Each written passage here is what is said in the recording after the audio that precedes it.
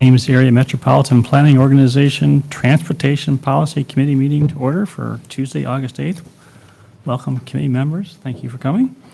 And we have two items on the agenda. One is a motion accepting the findings of the 190th Street corridor study. And Damien or John, if you want to just hit a few of the highlights. We're not going to go over the entire study again, but then I think there may be some, I know several people were not able to make it last time, so they may have some questions, high-level questions regarding the study, and also maybe you could just touch on what the implications are of accepting the report and where timing going forward as well too. So, Kyle, is it up to you? Yeah, sure. All right. So yeah, just as a quick reminder, at the July 18th meeting, the policy committee moved to table the vote until tonight's meeting on the 190th Street corridor findings. So at tonight's meeting, staff is here to answer any further questions or comments any of the committee members have on the study and its findings. And the action being requested tonight is for the committee to vote on accepting the report findings.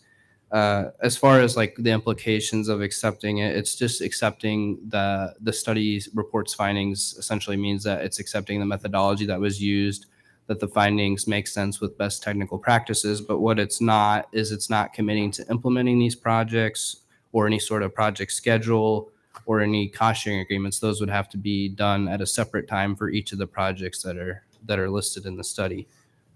So I'll turn it back over to the committee for any questions. All right. Thank you. Carl, I would have a question. Mm-hmm. That also means that we wouldn't be saying because they recommended a certain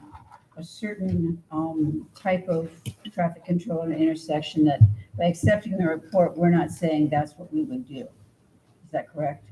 Correct. Yeah. Thank you. Yeah, the report's well done and gives several options that in a future date, I presume the transportation committee would again can reconvene and make a decision. And that's part of the budgeting process too. Damien, you're shaking your head too. Is that correct? Yeah. So one extra step. This study was really an intermediate step between the last long-range plan and the next one that's coming up here. That's going to start pretty much in the fall, early winter.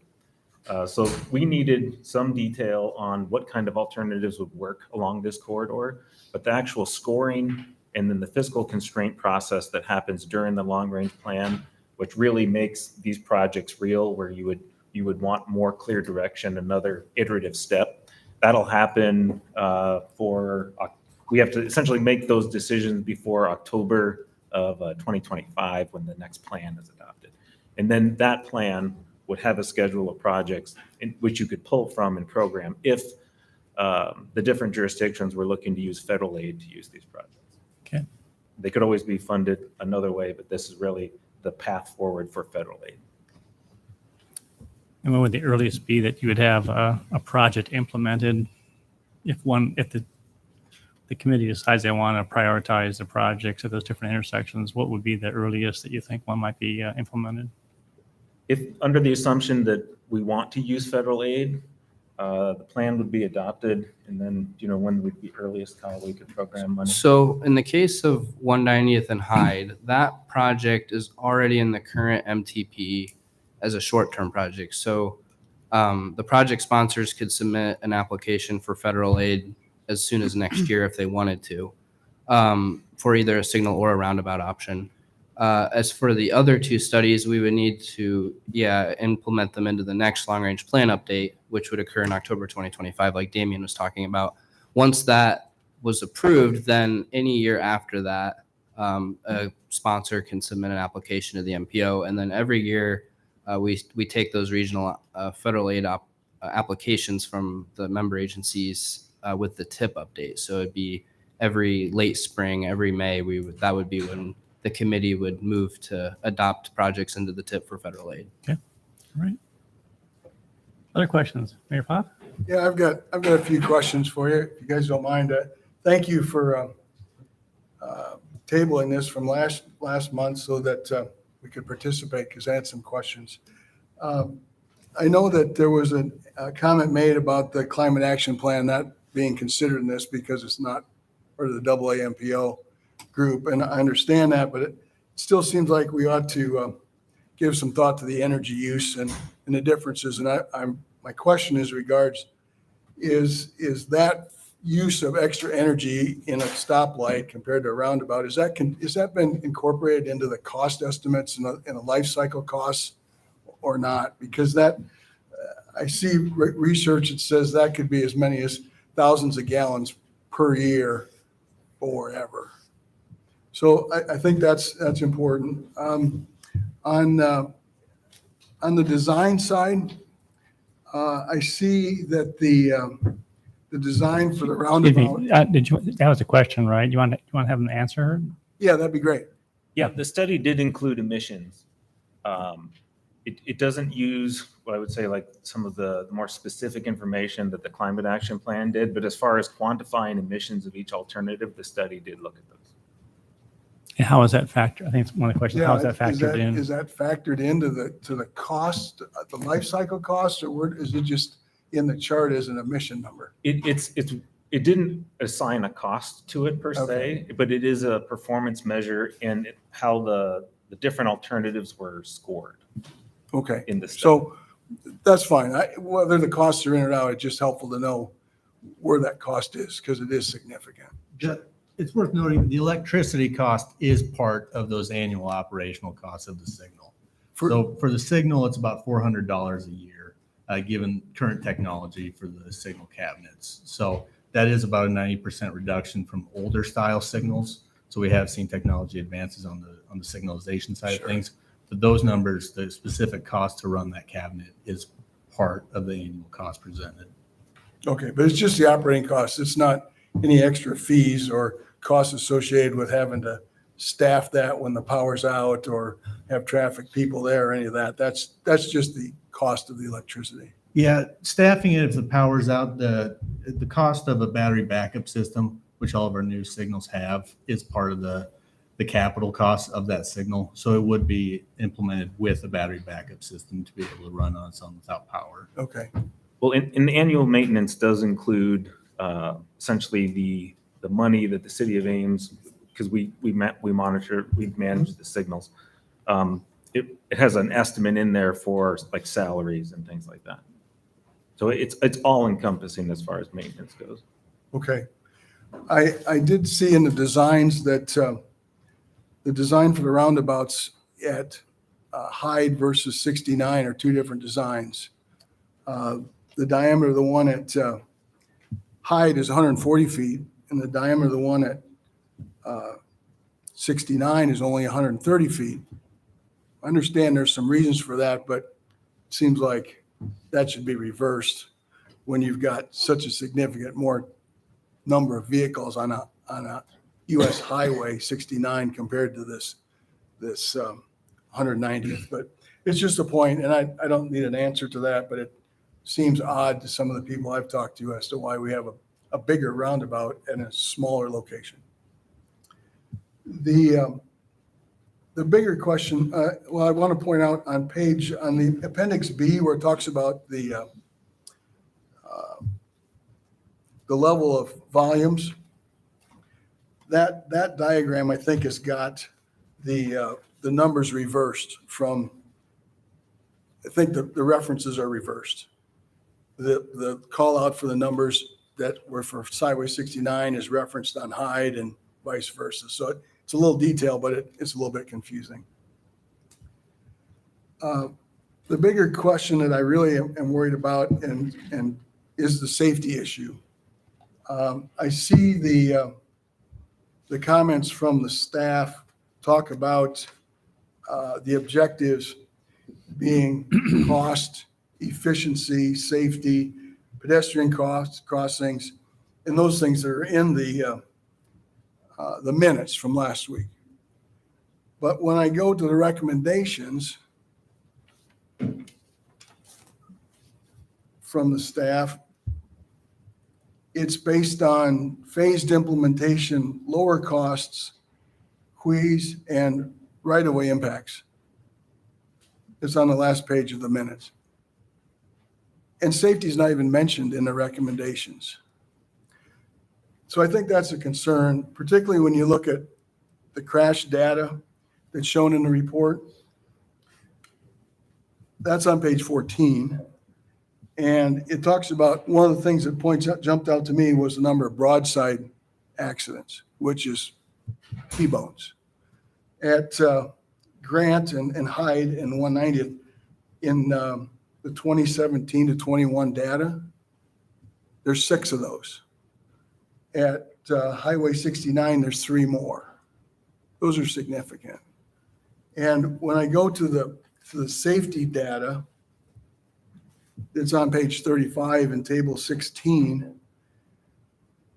It lists what the predicted crashes are per year for the different locations, as well as whether there's nothing done, there's a signal, or a roundabout. And without going through all these, I just want to pick out the one at Hyde. The fatal and injury predicted crashes on Hyde is 1.86 for a signal. For a roundabout, it's 0.28. Now, I'm not sure that means anything to most people, but when I look at those two numbers, the signal is 6 times more fatal and injury accidents, 6 times. I think that's significant, and it should be included in when the staff makes recommendations. We talked about the numbers that are in here about quantities.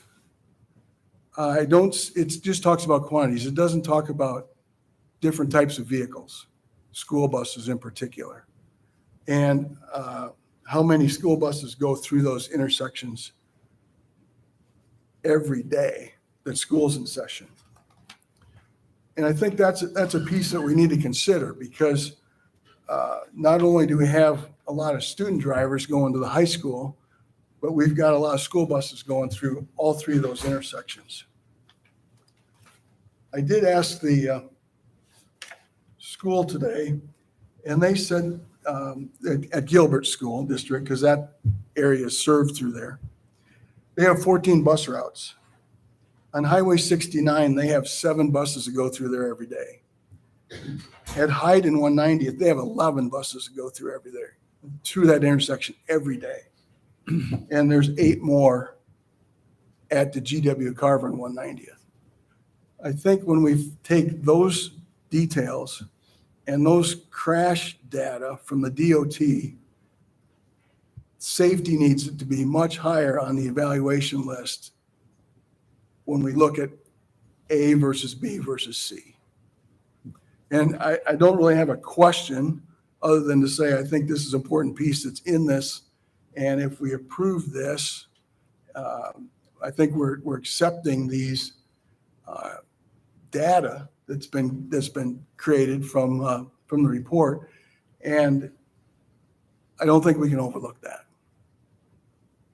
So that's my feedback, and I think my last question was really about the ramifications of the approval, and I think you've answered that. So thank you.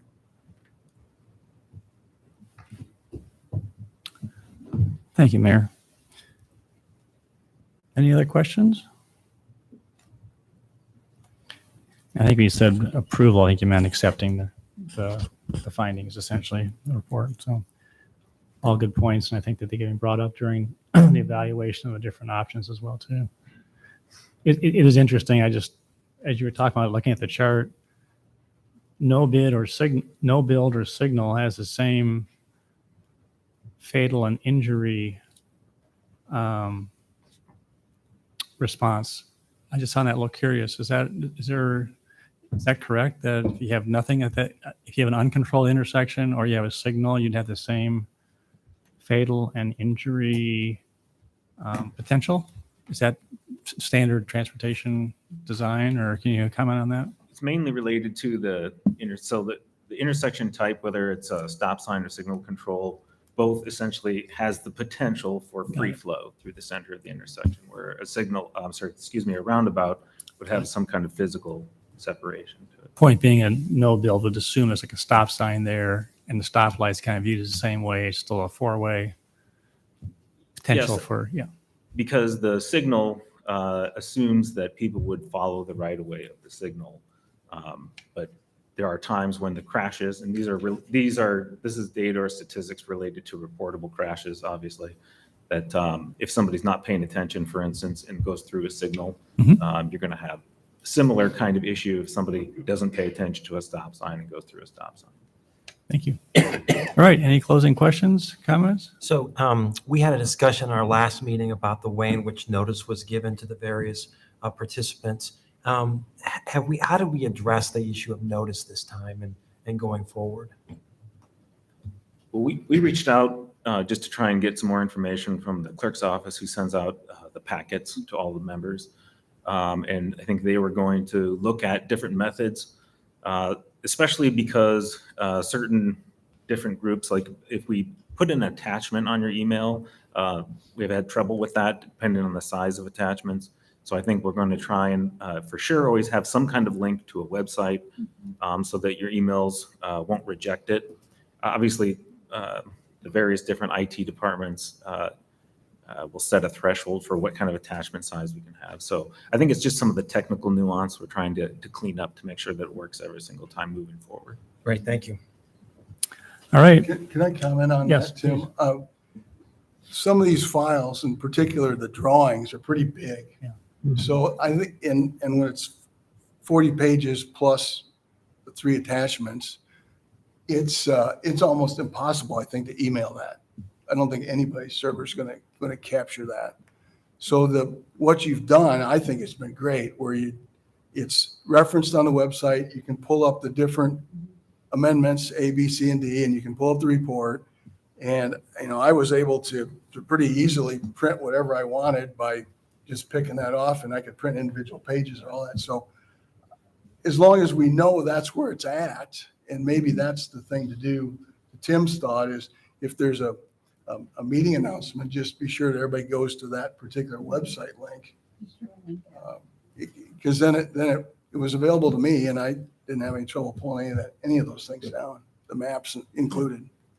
Certainly. So I thought that was good. good.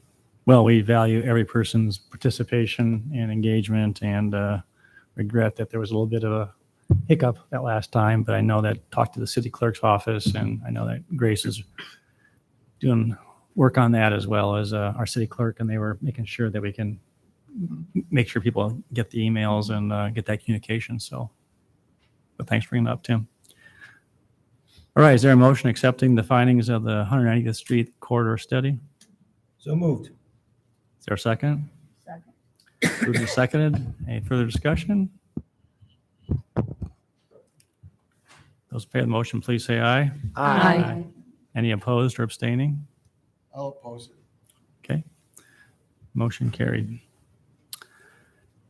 Moving on to item number 2, motion setting September 12th, 2023 as date of public hearing regarding amendment to the FFY 2023-2026 Transportation Improvement Program. Yeah, so the Iowa DOT had a project that they needed included in our FFY 2023-2026 TIP document. The project is along US 69 from just south of Jewel Drive all the way up to north of Bloomington Road, basically through most of Ames. It is for a resurfacing project. They originally were planning on including it in next year's TIP update, but because they need authorization to occur in September, right before the switch of the fiscal year for the federal fiscal year, they needed to instead put it in the current TIP. So that's why they requested an amendment from the MPO to do that.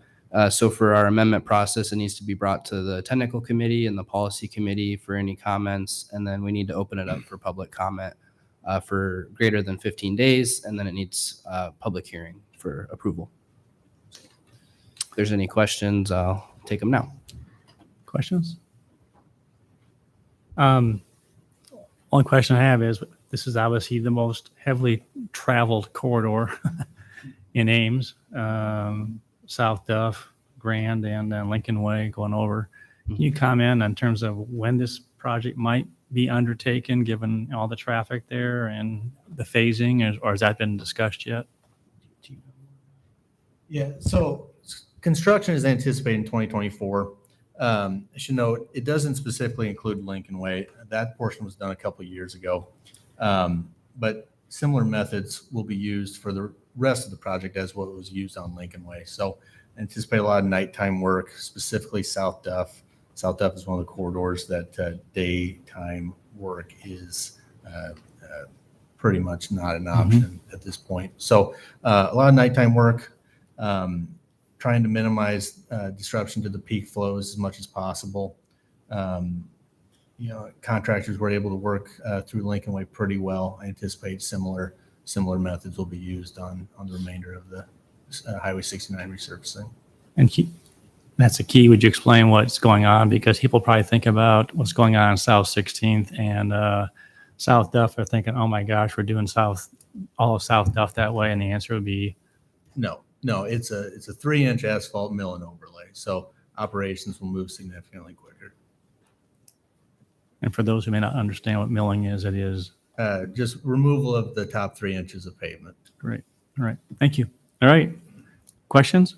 What is being done to alert people to the public comment period? Because I know that some of my constituents down there in Southdale have had a lot of concerns about road construction in the past, and I'm sure they would be interested in at least knowing about this and perhaps weighing in. Sure. We usually follow the policies in the MPO's public participation plan, which includes an announcement at the policy committee like we're doing right now. We also post make a post on the website, on the MPO website, opening up for comments, and they could submit comments via email or mail if they want to on the project. So it's basically directing them to the MPO website to make comments. Okay. Entertain a motion setting September 12th, 2023 as date of public hearing regarding amendment to the FFY 2023-2026 Transportation Improvement Program. So moved? Is there a second? Moved to second. Any further discussion? Those in favor of the motion, please say aye. Aye. Any opposed or abstaining? Motion carried. Thank you. Committee comments. Bill, anything tonight? Oh, no, not tonight. Madeline? Nope. Mayor Pop? Nope, thank you. Rachel? Supervisor Merkin? Anybody else? All right. Entertain motion to adjourn. So moved.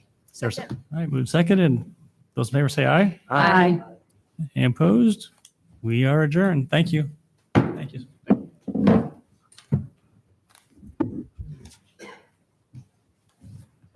Thanks for coming. Thanks for coming, John. It's a very good point. Yeah, good points, and I think Thank you. we'll bring this up again when we start talking about the project as well. So, Yeah, I talked to the mayor of Granger today, because they're doing one Highway 17.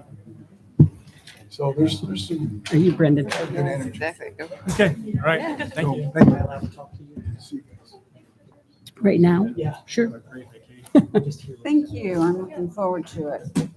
It's gonna be a short trip, but be nice. Where are you here? Mhm. Rhode Island.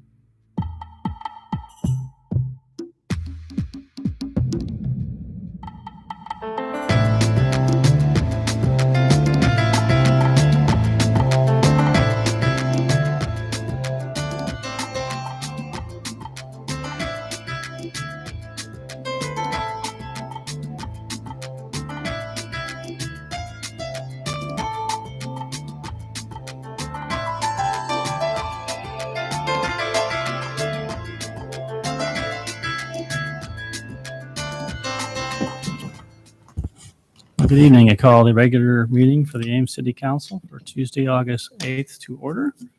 Evening, Council, and I believe we have Councilmember Corriere. She's done on you. She's on yet? Okay. If we need her, she's trying to. Okay. All right. All right. First item on the agenda is consent. Council, is there anyone that wants to pull any item from consent tonight? Hearing none, entertain a motion to approve consent. So moved? Second, Thank you. Moved and seconded. Roll call. aye. Aye. Aye. She's done here. Aye. Aye. Thank you.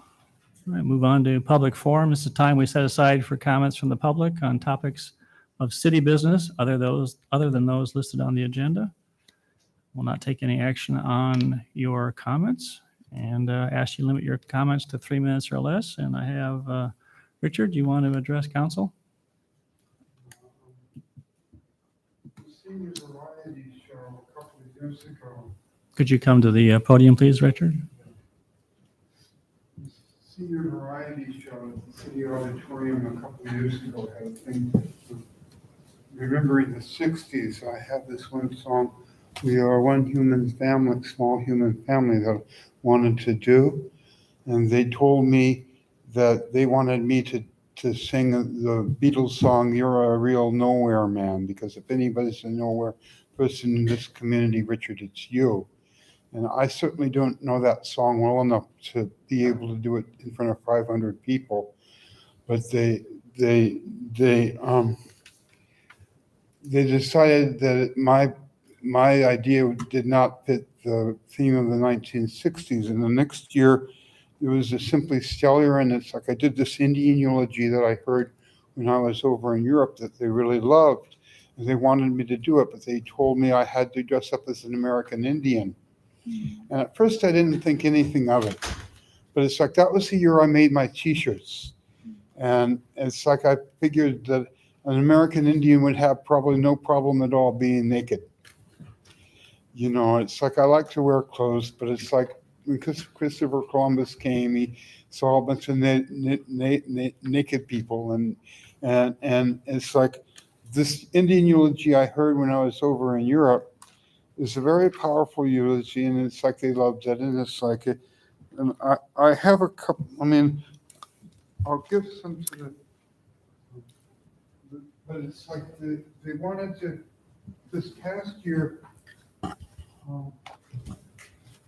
they had me, I mean, one year they told me they wanted me to do it with somebody else, and the person they appointed to do it with me didn't come back to the callback rehearsal, so they decided to cancel my act altogether. Richard, could you clarify how this applies to city business?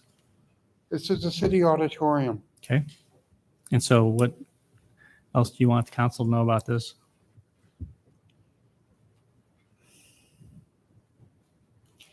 Well, you know,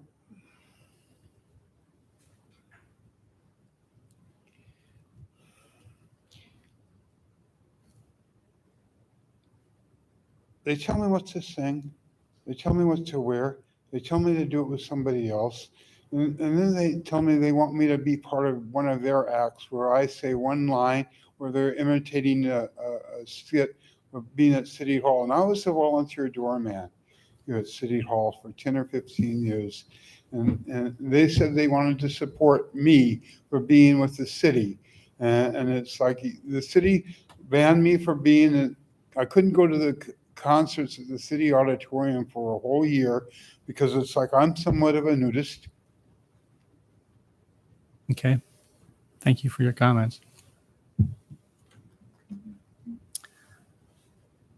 All right, Paul, you have down, Paul Redhead, you have down on a solid waste collection. There's nothing on the agenda, so I'll go ahead and invite you to come up and make your comments under public forum unless I misunderstood and you want to talk about the property maintenance code.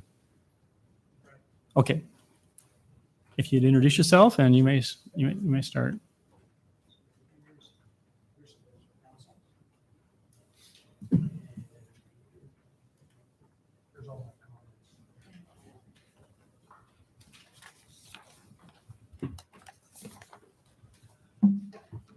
So my name's Paul Reedhead. I live at 1200 Ridgewood Avenue, Ames, Iowa.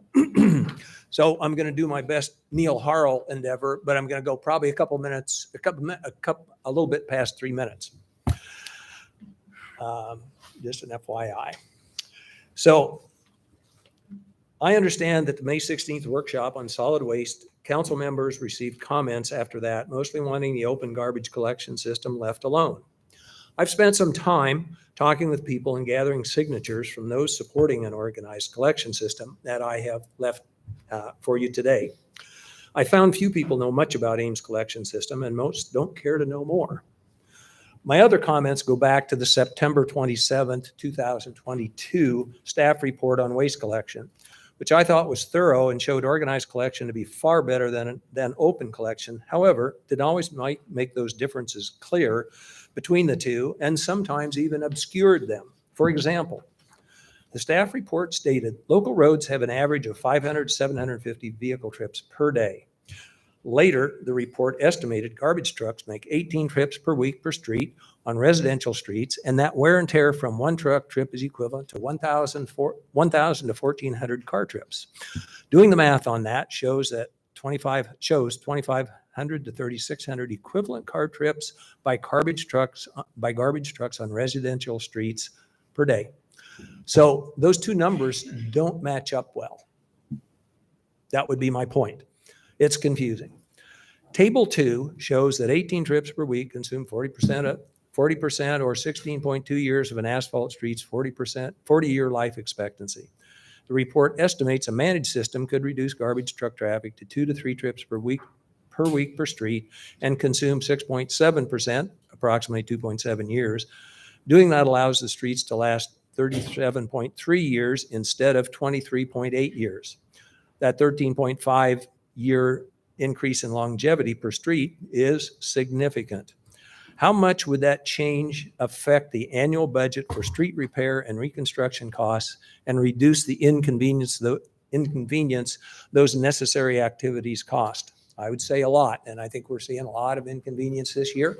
They are necessary, but I think they could be significantly reduced. Table 3, benefits and cost differences of collection models, compares open collection with various forms of organized collection using a low, medium, high scale that doesn't make a comparison very clear or reflect the varying impacts of the 9 categories that are there. Equating the impact of noise reduction to road wear and tear is like equating armadillos to elephants. You just can't compare those two. And so I did a numeric comparison using the same data, using a 1 to 3 numeric scale, which proved better. And it showed that the benefits to the community part, which you can see, shows a notable difference. I also believe the cost part is problematic because it commingles the effects on the city and on garbage haulers. I don't think that should be done.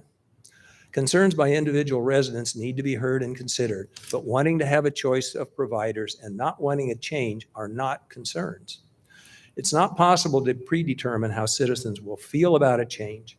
You could do a 12-month test of a managed system and do a survey near the end to see how they feel.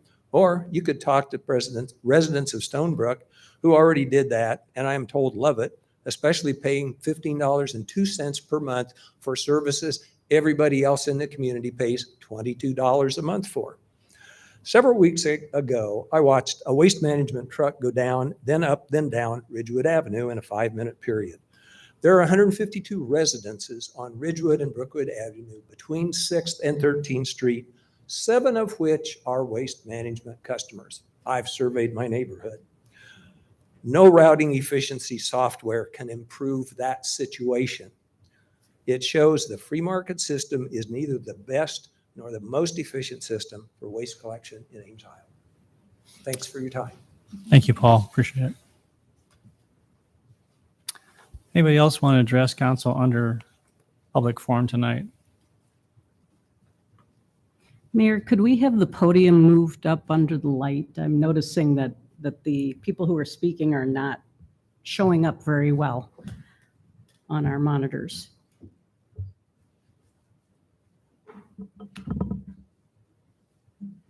Thank you. Thank you for an opportunity to talk to the council tonight. I'm asking for your help. Would you please There's a- introduce yourself? I'm sorry. I'm Teresa Albertson. I live at Thank you. on 4612 West Bend Drive in Ames. Thank you. There's a large wooded lot directly behind my house on the northwest corner of North Dakota and Lincoln Way. On Thursday night, July 20th, about 3 weeks ago, I found a homeless encampment in the woods with 3 tents, remnants of a large campfire, and lots of trash and personal belongings strewn around. A man there claimed that he had permission to live there, and he named one of the 3 property owners of that wooded area. If it weren't for the lush foliage, I would be able to see the encampment from my bedroom window, and they'd be able to see me. I called the police that night. I was told that if the people really did have permission to camp on the property, then there's nothing the police can do. Did the police check on whether the property owner really had given permission or not? No, they didn't, but I did. None of the 3 property owners gave permission for the homeless encampment. I shared that information with the police department along with the names and phone numbers of those property owners. Keep in mind that only 5 years ago, an Iowa State University student was murdered by a man living in a homeless encampment just a few miles from where I live on Coldwater Links Golf Course. One of the property owners of the woods, who was out of town at the time, called the police department to have the people removed, but was told they couldn't do anything until she got back to town a week later.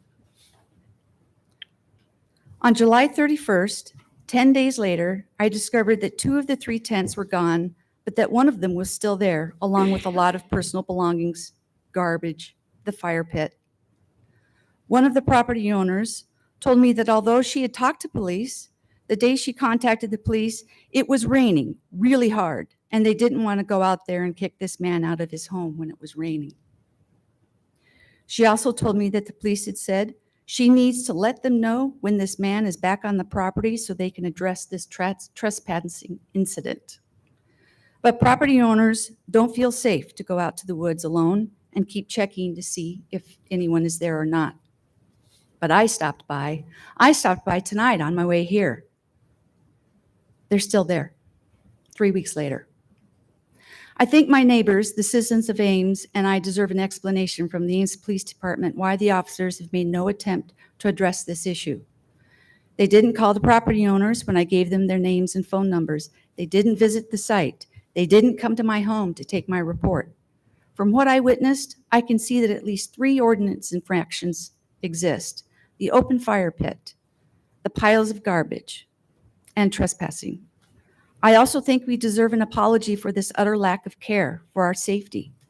It's not a crime to be homeless. But after what happened 5 years ago, for the Ames Police Department to make no attempt whatsoever to take minimal contact with the people illegally squatting in the woods is unreasonable, it's illogical, and your constituents deserve better. I'm asking the Ames City Council to consider an ordinance that would limit open camping on private property in Ames. What if someone with a large undeveloped piece of land within the city limits welcomes anyone to come squat in the woods with piles of trash, no restroom access? Is that what you want next to your home, like I have next to mine? I realize that this case isn't too far off from the recent issue of a person living in a school bus on our public streets. During the many conversations the council had, there were conversations about possible private property owners could invite the owner of the bus to live on their property. This isn't very far off from the city's recent adopted ordinance regarding secondary planned unit development dwellings on private property. I think a reasonable ordinance would be to allow open camping on private property if the persons camping are related to the property owner, and to allow the camping for only a certain number of days, perhaps 3 days a month, 5 days in a month, or 7 days. But I think it deserves your attention. Thank you so much for your time and attention tonight. Thank you. Anybody else?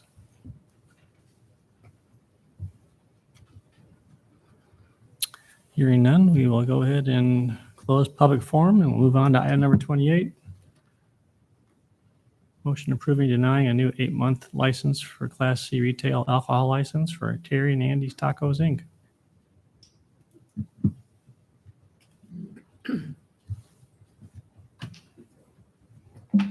Good evening. So on July 18th, 2023, the council declined to renew a Class C liquor license requested by Terry and Andy's Tacos, also known as Estos, or doing business as Estos.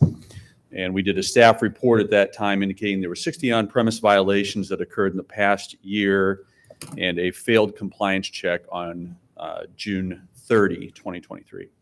So as you know, we conduct regular compliance checks on establishments that hold liquor licenses, and this is done by taking an underage person to the establishment, having them attempt to purchase alcohol underage, and a business passes if they rightfully do not make that sale, and obviously fail if they do make a sale to the minor.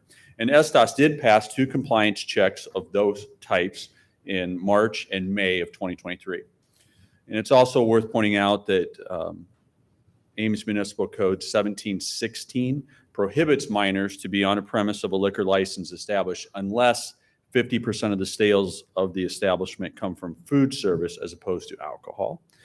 And this type of operation we refer to as a 50-50 exemption. So liquor serving establishment may also be granted permission to allow minors on the premise during certain hours if the business can demonstrate that their pattern of sales indicate food is more predominantly purchased during those parts of the day.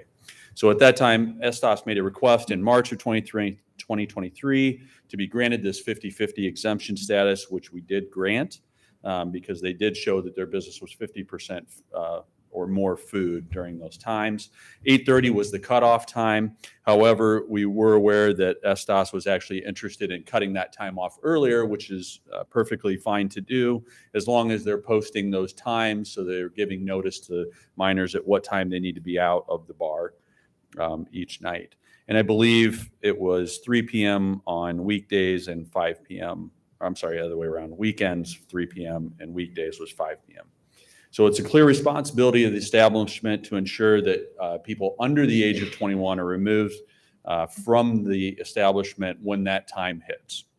So in preparation for the liquor renewal in July, we did our customary check of records, found the 60 violations of the on-premise, and 21 of those had occurred after the time when the 50-50 exemption went into effect. So based on these violations, we decided to do a compliance check to see if they were following the guidelines for the 50-50 exemption, and we sent a minor in, actually 2 minors in, to Estes at 2:30 in the afternoon. The sign posted stated that the bar was 21 plus starting at 3 p.m. At 3 p.m., no effort was made by staff to remove any of the minors from the establishment, and at 3:15, one of the minors approached the bar, purchased an alcoholic beverage. The bartender did ask for an ID, which indicated the person was under 21, but they were served anyway. At that time, I spoke to the owner, Terry Cullen, and revoked his 50-50 status for failing to uphold the agreement and ensuring that minors were not getting served. He said he was not going to appeal that decision, and also admitted that this probably contributed to some of the problems they had with minors being in the bars. They were probably coming in after that cutoff time and not being removed. So since the denial of the liquor license in July, we've been in contact with management from Estos, and they have submitted several changes to their operation to address the deficiencies that contributed to the high number of violations and failure of the compliance check. So specifically, we listed in the council action form a number of the things that they said they're changing. One of those is hiring 3 managers who have significant restaurant and bar experience. Our understanding was prior to this, there were nights when maybe there was not a manager on duty at all, and that I'm sure contributed to this issue. They've looked at the duties of the manager and updated those. They have purchased ID scanners. Those scanners can be utilized at the front door, and while they don't identify every fake ID, they do help. And there's also a feature where it records the IDs that have been scanned, which is helpful to us later. If we go in, we can see if an ID has been scanned. So they don't catch everything. They're just another tool that can be used. They've hired a security supervisor to oversee the employees working the door to ensure those employees are checking IDs as people come in. The management has decided they will conduct their own random sting operation. So they'll test their own employees by sending a miner to see if they can gain access. They will continue to attend police department ID training. They will also begin requiring that fake IDs be confiscated. Prior to this date, I believe it was their practice that they didn't always take a fake ID. They're also not required by law to seize a fake ID. However, they are given the option to do that in the code, and it protects them from liability if they do that. So they've decided to go back to confiscating fake IDs. They will have staff meetings to make sure that they're keeping up to date on any issues, and they will complete the state's IPACT training, which is another ID training. So they have now applied for an 8-month license, and we believe that the staff should follow these new operational changes listed above. And I would actually recommend approval of this 8-month license, and with a few other restrictions that we added.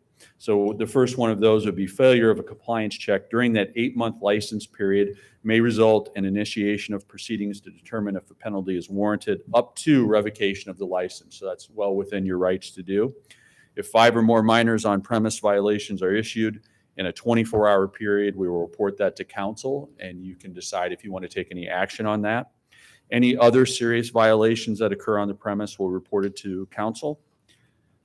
And it's important to note the Ames City Council has the authority to suspend a license, revoke a license, or impose a civil penalty for violations of Iowa Code Chapter 123 or violations of Ames Municipal Code. In addition to whatever the state does, you can also do those things. And the last restriction is that ESTAS maintains all the operational changes highlighted above. So we want to make sure that they continue with the changes they've made and they don't drop any of those if they do get an 8-month license. I also wanted to point out one recent change in the law about revocation. At one time, a revocation meant that you couldn't have a liquor license at the physical address for 2 years. That's now been changed to 1 year, but the license holder is 2 years. So I listed Iowa Code 123.40 just to clarify that, because in the past we've reported the opposite. So your alternatives are obviously to approve the application for an 8-month liquor license with the operational changes that were outlined and the restrictions that we would recommend. Questions? Are these the same action steps that we've taken with other bars that we've denied and then done the 8-month renewal with? These are probably a little more extensive. We've had one other establishment that we put very similar operational changes and restrictions on. And I think these, at least the other establishment, have been working because they have had no violations since, I believe, November of 2022. We also point out ESTAS hasn't had any violations since July. So hopefully these are making a difference and would continue to make a difference. Chief Ward, remind us what your recommendation was in July. July was denial of a 12-month license. I think the difference is an 8-month license gives us a shorter period of time to evaluate their performance. And while you always have the ability to take an action, I think the 8-month license just makes that time shorter. This will come back in 8 months and we'll do another full report. However, if there's any major issues prior to that 8-month, we're definitely going to bring that back to you. And there's a lot for us as a council to keep track of in terms of similar situations. Would you say this recommendation is consistent with, I mean, it's hard because you talked about you've never seen this many violations, so it's hard to compare, but would you say that this is consistent in the way we treated similarly situated situations? Yes, there's been at least one other situation that was pretty close to the same changes recommended and restrictions recommended. And I think going forward, we sort of expect all of the bars to uphold all of these things. So as we do our quarterly meetings with the bar owners and the managers, these are the kind of things that we're going to say, you should be doing these anyway. It shouldn't be something we should try and impose on you. You should just do them because they appear to be working. So the fact that there hasn't been a violation since July, it's summer. So there aren't a ton of college students here anyway. So I'm not super motivated just because of that fact alone, but it's because of your recommendation. And this sets a precedent for other situations. So what we do here, we would look to this and other scenarios. Right. If you would have made a recommendation to not go forward with this, I could easily go there for the reasons we discussed in that prior meeting. So I'm typically going to take a very deferential posture to staff, but this is one of those sort of, for me, a situation that could go either way. Understood. You're right. It's been a short period of time since we were here last. So they haven't had a lot of time to demonstrate that these changes will be effective. It is summer, so there are fewer students in town. But our past experience has been, if they follow these things, as we know with at least one other establishment, that has led to a much more successful outcome. So I guess I would say our hope is that will be the same for this bar. And if not, we'll be coming back to you to take an action. And the main thing is we have the actual steps. I'm hoping that you've also made an evaluation of their attitude. So our first job is to protect these students. How many alcohol-related deaths do we have to have in Ames? How many? And we take this seriously, and we're just asking all the bar owners to follow the same rules that everyone else does.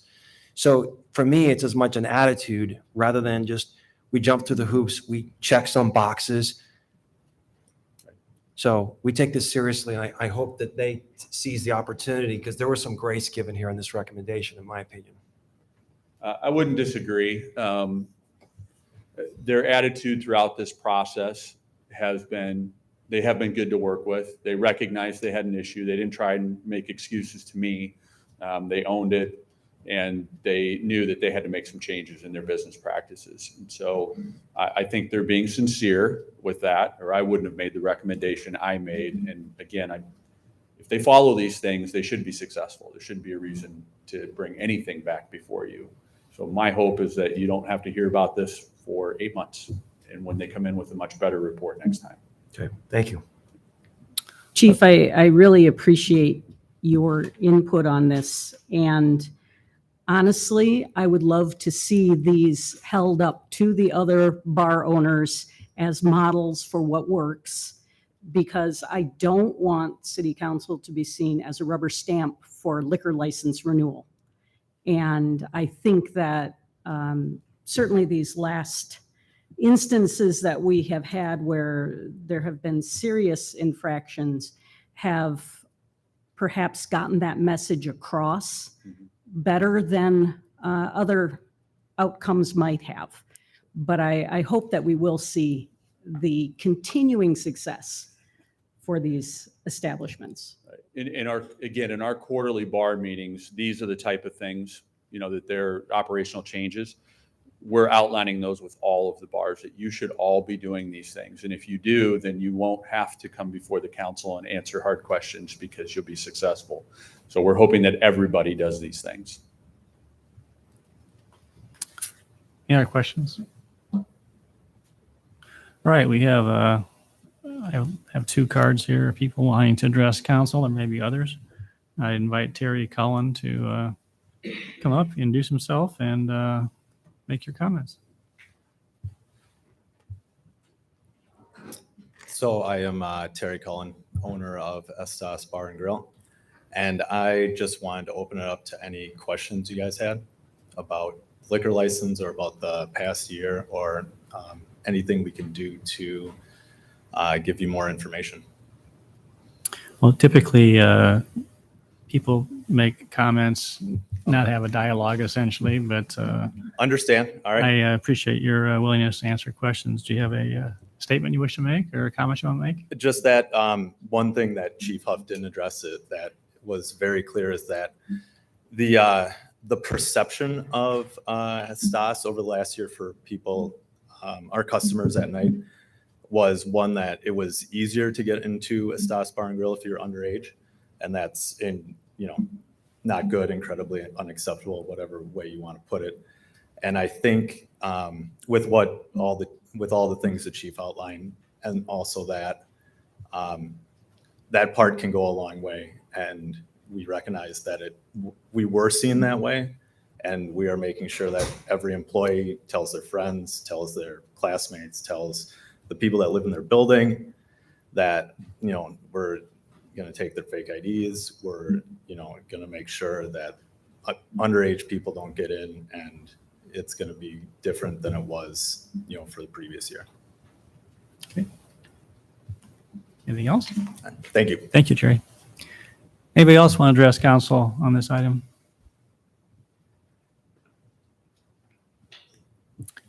All right, well, we will close public input. Council, any closing comments or questions, or otherwise entertain a motion, I'd move alternative 1 Second. which is, to approve the application for an 8-month liquor license with the operational changes and restrictions outlined. okay, thank you. Any closing comments? Even though it's a motion, I'll just go ahead and do roll call. Aye. Aye. Aye. Aye. Aye. Very good. Thank you very much. We'll move on to item number 29, resolution endorsing the Iowa Economic Development Authority application for financial assistance for 3M Company. Good evening, everybody. We're excited to be here tonight to discuss an application for financial assistance from the High Quality Jobs Program for the Iowa Economic Development Authority. We've been working with the ADC and 3M on an application. Their project entails roughly $13.6 million investment in our community. Ultimately, the majority of that investment is in equipment, which roughly is about $13.1 million with a $500,000 property valuation increase. Based on the High Quality Jobs Program and the minimal increase in property valuation, there is no local match for their application, which is good news for us. But I think in terms of what we're asking you tonight is we're asking you to support an application to that program, which would create roughly 25 high-quality jobs. Thanks, Corey. Any questions for Corey? How are high-quality jobs defined? Well, that's a good question. I believe it's 120% of the labor shed wage, which is roughly $30.07. All right. We'll open up public comment. I know that Mr. Culhane has a guest he wants to introduce. So Dan, please. Well, good evening, Mayor Hale and members of the City Council. This is a great opportunity to talk about a longstanding great corporate citizen here in our community. You know, every time I come and talk to you folks, I talk about how important economic development is. I think we generally agree on that. But I'd also tell you that I always talk about how many times our best opportunities come from the people that are already here. You know, there's an old statistic that rolls around in the economic development world that talks about how 80% of any community's job growth will come from the people that are already there. And that's why our organization places such a high emphasis on making sure that our existing employers have those opportunities when they present themselves. With me tonight is Tom Buzaleski, who's the plant director for 3M. He's been here a little over a year. He's off to a fast start, and he's got some information he'd like to share with you tonight. So I'll turn it over to Tom, and I'd ask for your consideration this evening. Thank you. Thanks, Dan. Mayor Hale, can't talk today. I have a frog in my throat. But Mayor Hale and members of the council, I'm thankful that I can come and talk to you guys tonight. Appreciate the opportunity to share a few words about a project that is in proposal phase for the plant here in Ames. But first, my name is Tom Buzaleski. As Dan had mentioned, I'm the plant director here. I've been with 3M about 17 years, been in Ames about a year. I spent the last, previous to Ames assignment, I was in Knoxville for about 4 years. And, you know, as you may know, 3M has been a very important part of the Ames community for the last 52 years. Starting out as a distribution center. Since then, we've slowly migrated into manufacturing, pretty high-tech manufacturing. I know as new employees come in the door, I always tell them, you'd be amazed at how much science there is to making sandpaper. But, you know, starting as a distribution center, we have evolved into one of 3M's main manufacturing plants in North America. And across the company, the Ames facility enjoys a stellar reputation in terms of safety, quality, and efficiency. And this is due in no small part to the dedication of its employees. Over the years, the company has appreciated the support of the community, the city government, and the Chamber of Commerce. And today we're asking to solicit your support and sponsorship for a project that would bring at least 25 new positions and over $13 million in investment to the plan. And we very much would appreciate your consideration, and I appreciate the opportunity to come and talk to you guys about this. And certainly I can answer any questions. I can try to answer your questions as best I can. Well, first of all, on behalf of the council and the city of Ames, thank you for the investment in the community and over 5 decades in Ames. We really appreciate it. And as Dan said, we really value our current business customer, our business suppliers, employers. So thank you very much. And welcome to Ames. You saw the light. You came from Knoxville and you came to the right place. So thank you. Anyway, any questions for Tom? So we heard how high quality jobs are defined. Can you characterize the type of positions you might be creating? Sure. The type of processes and equipment that we'll be investing in and bringing into the plan are very similar to what we do right now. So we're kind of viewed as almost a center of excellence for converting sandpaper. It's a pretty complicated process. So basically, people in these positions attend machinery. They basically support its proper function. They're also required to have a fairly high level of technical skill because they have to be the first means of response to troubleshoot when problems arise. They can't just call maintenance all the time. So they're performing setup verification and quality checks and safety checks. And basically, the equipment is almost entirely automated. So it isn't, when we say high skilled jobs, they really are high skilled jobs. It takes probably a person 6 months to truly be competent to be able to run the machine without assistance. So they basically are responsible for that work cell, and they have to make sure that they maintain safety and quality and output and make sure everything goes the way it should be. One thing I'd like to just thank you for, 3M has been a very good business member of the community. And so 3M gives back in many ways in the community. Not everyone does that. We appreciate 3M's leadership. And so thanks for this and look forward to supporting this new chapter. You're welcome. Thank you for letting us be here. And I enjoy Ames. So thanks for letting me be here. Anyone else? Thanks, Tom. Okay. Thank you very much. All right. Is there anybody else in the audience wish to address council under on this item? Seeing none, we'll close public input. Entertain a motion on resolution endorsing the Iowa Economic Development Authority application for financial assistance for 3M. So moved. Second. Thank you. Moved and seconded. Roll call. Aye. Aye. Aye. Aye. Aye. Very good. Thank you. Thanks for coming. All right, moving on to item number 30, resolution approving city meeting, actually it says code of conduct. I think we want to say decorum standards. Brian? Good evening, Mayor and Council. A number of months ago, the council referred to staff to put this item on an agenda, and recently we were reminded again of the desire to do so. And so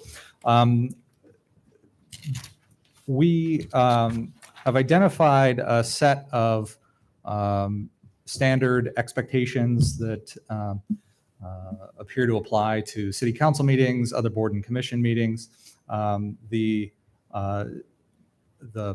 specific items on this list, many of them have been in city documents previously, such as on agendas or in other documents. And then a number of them have been items that have been traditionally observed as the council goes about its business. So city staff decided to collect those into one location in this draft standard for decorum. And then also we evaluated standards and rules in place in other communities or other governmental proceedings to come up with a set of expectations that will balance the need for community input and the community to express themselves, but also for the proceeding to go efficiently and for people to feel comfortable attending the proceeding and providing their feedback and participation. The third page attached to the council action form contains a set of 9 standards. I'm happy to take any questions or feedback you might have about those. Council, questions, comments?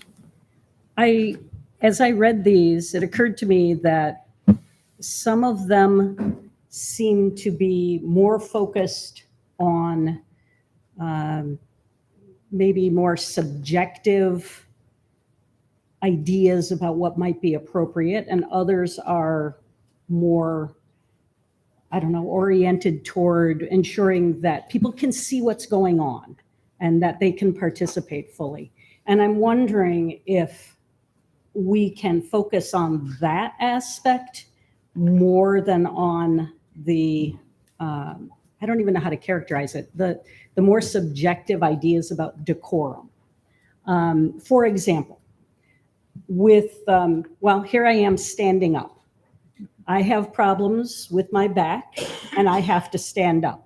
I know that there are people in the audience who might appreciate being able to stand up, but we've got a decorum point that is, let's see, number 5, that says audience members have to remain seated unless they're moving from one chair to another. But really, isn't the issue not so much that we want them to remain seated, but that we don't want them obstructing others' view or participation with our meeting?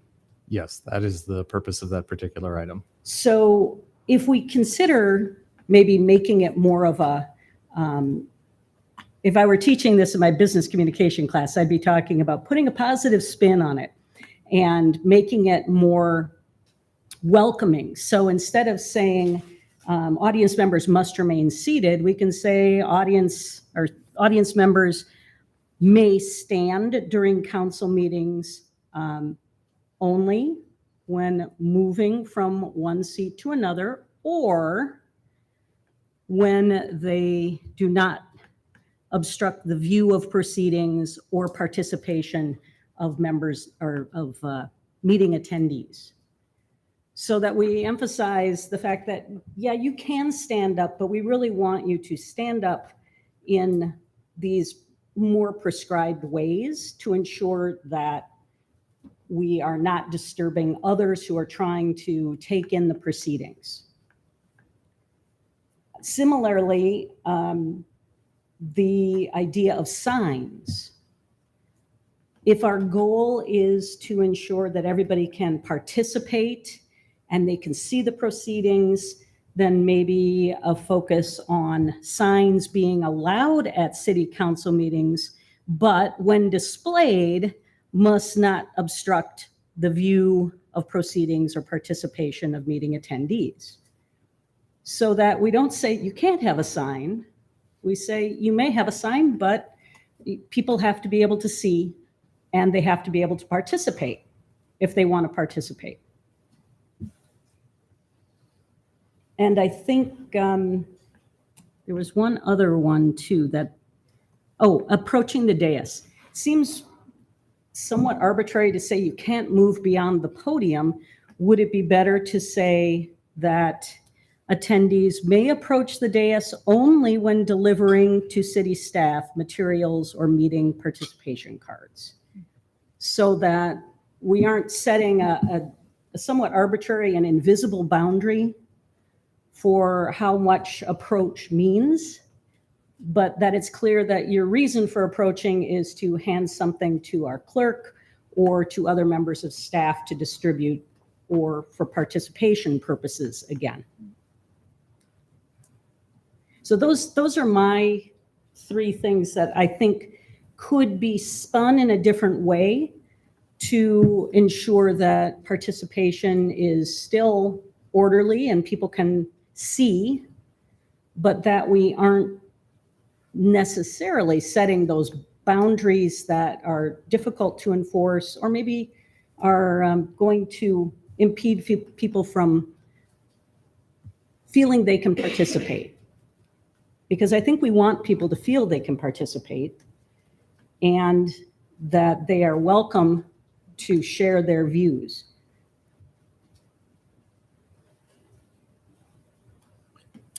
Other comments? Ryan, how would people know about these standards? So we have some statements at the top of the agenda. We can work to incorporate these into that statement, or I anticipate we would print them off and put them in the window as you enter the council chambers. We could put them on the city website. There are a couple of places where we can put them. So these are generated based on the standards from other cities that you've surveyed? Some are. Some are from our own experience. Some are from for standards that we already have. Some are from other cities. Some are from courtrooms. I mean, I appreciate Gloria's concerns. I question, even if you put these on the window or set them out, the average person is not going to review these 9 criteria before coming to our meetings. These are really more for enforcement when people get out of line, and then we can refer them back to this. We're not going to ask someone to sign a statement saying they agree to these things, and I'm not sure how they'll even know it. The one thing I'd like to just make a comment on, after 10 years, we have had amazing civility in the city of Ames City Council meetings. And when we first got on council, there were some very contentious issues. And people expressed very heartfelt opinions, but I was blown away by the level of civility that was shown. And I'm very proud of this community. And you only have to look at Des Moines and Iowa City, where people in the community are swearing at the city manager and council members and jumping up and down of chairs. I mean, it's crazy. And so I am very proud of this community. I'm not overly concerned. I see these as preemptive. I'm supportive. I appreciate the work you've done. I think these are okay in their current form. And if we get feedback that people do feel inhibited, then we can always come back and tweak these. But I just want to comment. I just think that we've got a great community. We have hard conversations. We should. But I've always been very impressed with the level of civility our community's maintained. Other comments? I had a question on two, where it talks about city officials. Does that include staff when they use that term? I think we construe city officials to also be city employees. City employees, perfect. Appointed and elected officials, and then city employees. Okay. Well, also that would be board and commission members. Mhm. Appointed, yeah, appointed and elected officials. Okay. And just if we do decide to go forward with allowing signage, just as part of the discussion, I would suggest that that second sentence in number 2 be included, just to make sure it's appropriate. People know it's not appropriate on their signs either to be profane, obscene, slanderous language, personal attacks. So but I know we're discussing whether or not to include. Thank you. Other comments? Yeah, I kind of shared some of Gloria's thoughts on if the purpose is meant to make sure everyone can see and participate, then I would be in favor of the tweaks that Gloria mentioned about talking about as long as things aren't prohibiting participation or prohibiting someone's view. Because really, when you think about it, if someone's holding up a sign, say they're holding a sign in their lap, so it's not above their head, it's not obstructing anyone's view, they they could put that same material on a T-shirt. So the fact that it's a sign versus something else, that doesn't seem to make sense to me to prohibit it because it's paper rather than like printed on their clothing. So it's not that we're trying to avoid seeing all messaging, is what I'm trying to say, right? It's just that we're trying to avoid things that might block someone else's view. So I guess I kind of liked that suggestion to talk about maintaining view and maintaining participation. Did you have a way you wanted to word that, or just suggestions, or? What if we get additional comments, then we can Oh, go sure. ahead and go Yeah, ahead. I've You've got some- something written down, but I, Yep. Sure. Rachel, anything you want to add? Well, I appreciate the comments, and I would first of all echo what Tim says. I mean, we have an amazing community, and I'm proud, and I actually brag it up a lot to my peers at Iowa League of Cities events or mayor events. And the point is that people can disagree, but they certainly are respectful. So this is not meant to be, hey, we're not doing a good job. I think you're spot on in terms of just trying to be establishing some standards so a chairperson, if something were to come up, knows what the expectations are. The only thing that I would suggest, and that is just from engagement with other elected officials around the state, I have been uncomfortable with people coming to the dais not knowing. I mean, I never have felt threatened, but I think it's a security, situation where I just think it's appropriate for, staff or somebody else, to take something. We're not against handouts. It's just more or less, you just don't know. And Tim, you come from a community where a mayor was killed, during a council meeting. So, I mean, it can happen. And you can say, well, it could happen out in the audience too. I just think we're trying to set some expectations. And some cities have actually moved their speaker's podium from the front to the back of the room. I would not support that at all. I think it sends a wrong message essentially, but from a standpoint of security. So, and I'll take this one in terms of saying this is one that when Brian and I and Steve were talking about it after the council meeting, that I suggested this be one that would be, just a good policy to have. So, but council has to adopt these. It's not, you'll move and you'll make the recommendations. But this is the one I think in terms of just thinking about, security. And I think it's certainly, and we want to encourage people. They have a handout they want to show up on the screen. Brian can accommodate that as well too. So it's just more or less getting that information. And we have boards and commissions, some that can be contentious as well. So we're just trying to give some element of safety too for those that are coming. So there's no other comments. I do have one card if someone wants to address us on this, and we'll invite other public input, and then we'll go ahead and proceed with any changes. So open up public comment. And Richard, do you want to address council on this item also?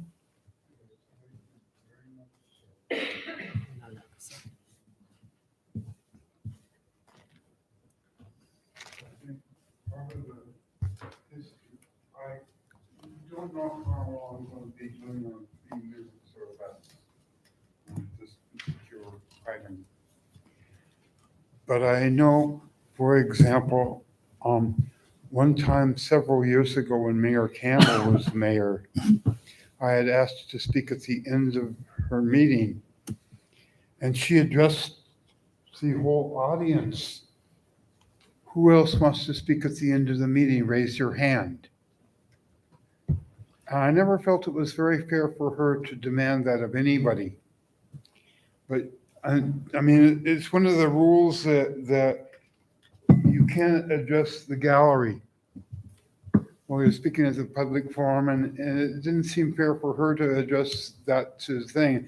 And it's the next city council meeting. It was January 28th, 2014. I took off my clothes back over there, and they called the police. And when this one said, a month ago, it's like I was out there, and it was a hot, muggy day, and I decided I would take off my T-shirt, and I came out there, and the city staff came out and threatened me, saying, if you insist on if you don't put on your threats, we're going to ban you from City Hall again.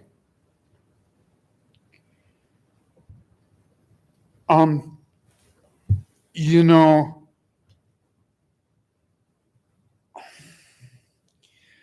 I carry signs around town. And I've gone into Target, Walmart, or Hy-Vee, and I'm told because I'm carrying my silly signs, they won't let me shop in their businesses. And sometimes they're not even polite about it. I'm dirt to people in this community. I really am. It's like you're better than I am. You're better than anybody else. And it's like you're better than me. And it doesn't take much to be better than me. I went around asking, I have another sign that talks about spending the day with people, sunrise to sunset, so I could get to know them. They could get to know me. We could build the world a better place one day at a time. There was an article in the Bridge Home about me that talked about that, and it's like I wanted them to I don't know.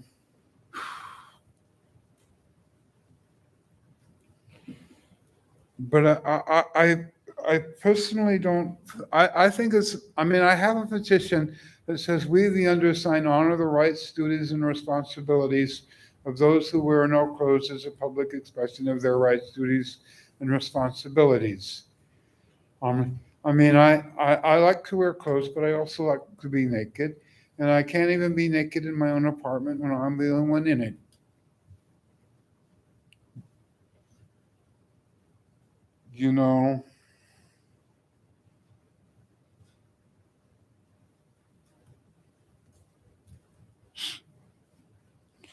And it's however it's expected that clothing and footwear are worn in a manner that is respectful of others. It's like if I were naked, I'd be respecting other people. If I were not naked, I'd be respecting them too. It's like it's something you do, but just sort of like, you do that. I don't know. I don't know. It's just.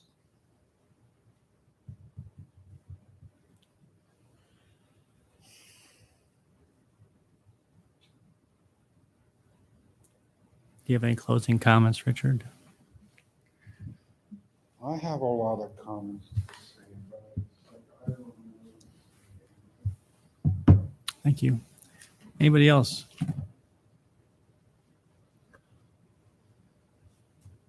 All right, we'll close public comment. Council?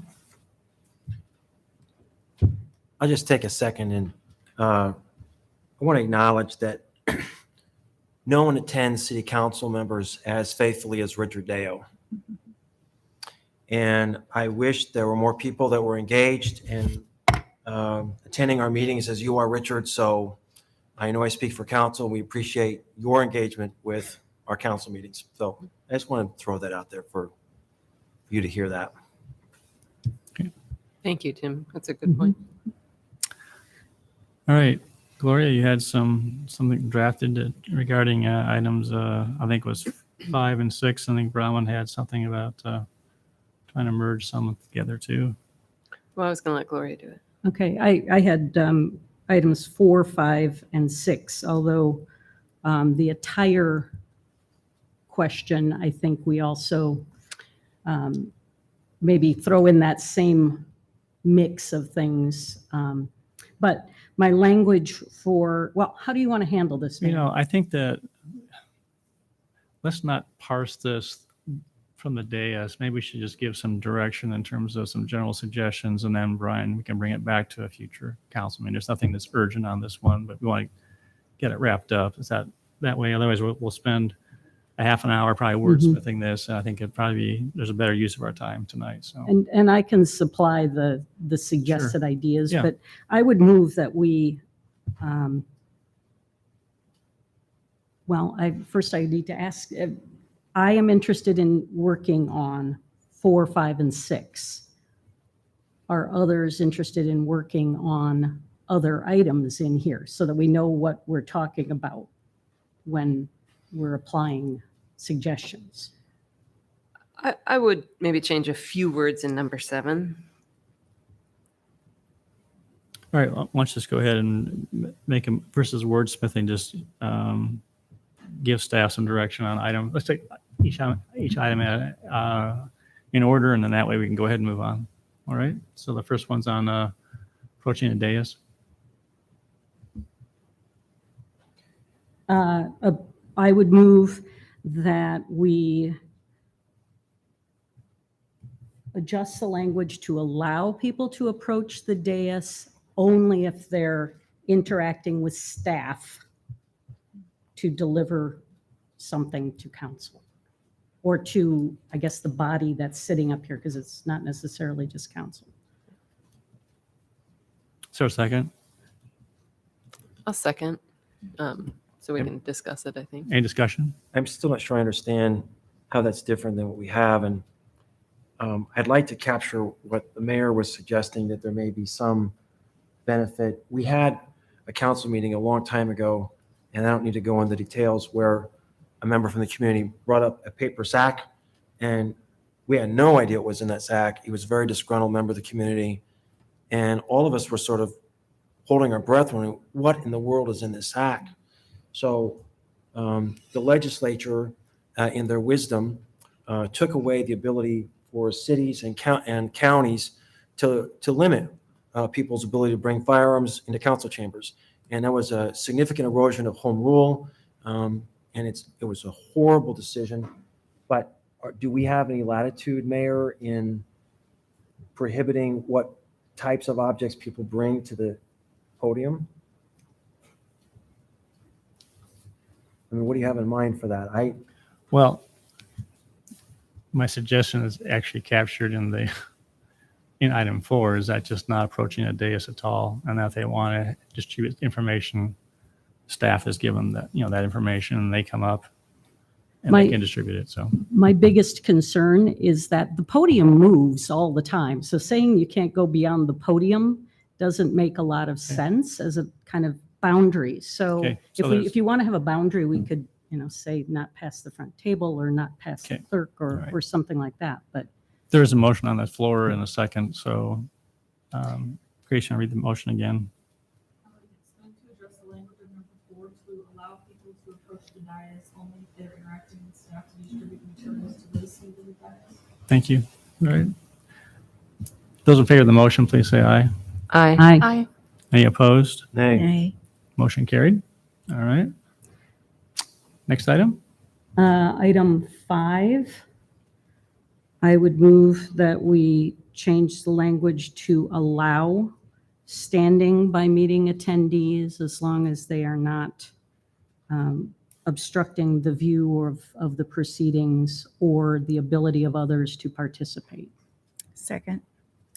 Okay. Any comments, discussion? Those in favor of the motion say aye. Aye. Opposed? Carried. Item 6. I would move that we change the language of number 6 to indicate that signs are allowed at meetings, but when they're displayed, they must not obstruct the view of the proceedings or the participation of meeting attendees. I'll second. Moved and seconded. Any comments? Those in favor say aye. Aye. Opposed? Carried. Bronwyn, do you have a comment on 7? Yeah, on number 7, I would just move that the last sentence could read, instead of what it's currently says, it could read, attire must be worn so as not to distract from, interfere with, or obstruct proceedings. Okay. Second. I'm taking out degrade and insult the dignity, because I think those are pretty subjective terms, and I would have a hard time defining those, whereas obstruction or interfering with proceedings is maybe a little easier to identify. Right. But don't we want to protect the integrity of the proceedings?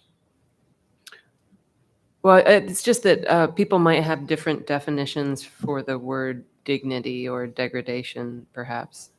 It still would, so it would say that attire must be worn so as not to distract from, interfere with, or obstruct the proceedings. I sort of like the maintenance. I think if someone is wanting to insult the dignity, we're going to know it, right? There's going to be language on there that's going to be very clear that they're insulting or degrading the integrity of these proceedings. And we represent the community. It's not us personally. We represent the community. So I think it's perfectly within our wheelhouse to preserve the integrity and dignity of our proceedings because we are the community in this setting. Okay. I think it's worth fighting for. Go ahead, This Rachel. sort of language isn't included on the signs and posters, so they could be wearing something or holding a poster, and then we have two different standards for that. I think it kind of makes sense just to take it out. Okay. Those in favor of the motion say aye. Aye. Opposed? Nay. Motion carried. Anything else?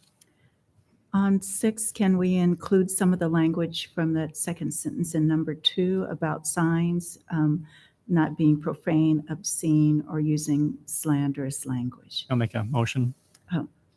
I move that item 6 include language about what is signage not being profane, obscene, or slanderous. Is there a second? Second. Okay. Just question. Was there anything about the attacking city officials or members of the public on the signage, or is that something that would fall underneath the same It would. profane, obscene, or slanderous? Just a question. I think you mentioned that in your comment Yes, initially. I would like to see that extend to statements about city officials So or you're- members of the public as well. So friendly mem, is there a second? You're agreeable to that? Mhm. Okay. Is it against the First Amendment for us to regulate any of this in our decorum rules, Mark? Oh, that's a great question. I'll tell you what, let's let, we're taking a lot of time. Let's go ahead and ask Mark to work with Brian Perfect. on that one instead of trying to go through legal theory tonight on that one. All right? Perfect. Okay, all right. Everyone understand the motion and as amended? Those in favor say aye. Aye. Any opposed or abstaining? Motion carried. Anything else? All right. Brian, you can work on that and bring it back to us at your earliest convenience. Huh? Thank you. Thank you. Thank you. All right. Move on to item number 31, hearing on the 2023-2024 proposed annual action plan projects for CDBG and home programs. Ms. Vanessa, good evening. Good evening, Mayor and Council. Thank you for the opportunity to bring this item before you. It's our annual CDBG Home Action Plan. We have been working on our public comment period since April, getting feedback from the public. We've done some virtual forums and in person. As you can see, we brought the feedback back to council back in May, and you approved the proposed action plans that's listed on attachment A, which is for 2023. We had feedback that we need to bring back our deposit and first month's rent program. We had been be doing our CARES program, and now that that's been complete, we have the opportunity to go back and look at bringing that back as a need in the community, and also looking towards creating our down payment and closing cost assistance program as we start to build houses out at the Baker subdivision. And then we have a small amount of home money that we have not designated to the Light Tech project, so that we were looking at possibly doing a TBRA rental assistance program with that. And then, of course, our home ARP grant that we have gotten approved, that we'll be working on that to do some non-congregate shelters. And then we have a number of projects from our 22-23 rollover program. One that we just did an amendment and we're waiting for approval is to do a public infrastructure improvement, which is replacing lead water mains in one of our census tracts on North Russell, and also to get back on track with finishing out some park improvements at the Baker subdivision, continuing our slum and blight program, and also getting kick-started our single-family rehab program. And of course, when we buy properties, we have maintenance on those as far as mowing and things like that. And then, of course, we'll be bringing to you soon the next steps and working on the LIHTC application with our home funds. Also during our public hearing process, we had a 30-day comment period, and we did receive one comment that's been attached to the council action form as attachment B that was received, that had a number of suggestions and ideas for various types of not only our CDBG program, but possibly some of our nonprofit organizations, some state and other organizations as well. We did respond to that at the bottom of that comment period, that we like that people are reading our plan and giving us feedback. And several of the suggestions fall out of the scale of our CDBG program, and we offered some opportunities to reach out to some organizations that may be doing some of those programmings already. And also, we do have a cap on our public service projects. It's a 15% cap of our action plan every year that kind of limits how much we spend on public service activities. And so with that, I will entertain any questions that you may have for me. The plan is due to HUD no later than August the 16th. Thank you. Questions, comments? Vanessa, do you think that this plan allows us opportunities to have shovel-ready projects? Hopefully the public infrastructure program will get approved, and that would be a good shovel-ready project that will help us spend down the funds. We do have a lot of funds we need to get spent down by next May, and so HUD has encouraged us to look at getting back into those public improvement projects because we have lots we want to sell, and that brings money back in, and then we have to get money back out. So we need some big shovel-ready projects. So you may see some of those coming again so that we can stay on top of trying to finish the subdivision, because we're in that mode where if we sell, it comes back, so we got to spend again. So it kind of goes back and forth. So we want to be in a position to stay on top of our timeliness test. All right, I declare the public hearing on the 2023-2024 proposed annual action plan projects for the CDBG and home programs to be open. Is there anyone in the audience that wants to address council on this particular topic? Seeing none, declare the public hearing on this particular item to be closed, and I'd entertain a motion on resolution approving projects and budget and directing staff to submit the plan for approval by HUD. So moved. Second? Thank you. Roll call? Aye. Aye. Aye. Aye. Aye. Very good. All right, thank you. Thank you, Vanessa. Thank you. All right, moving on item number 32, continuation of first reading of the minimum exterior property maintenance ordinance. Good evening, Rich and Sarah.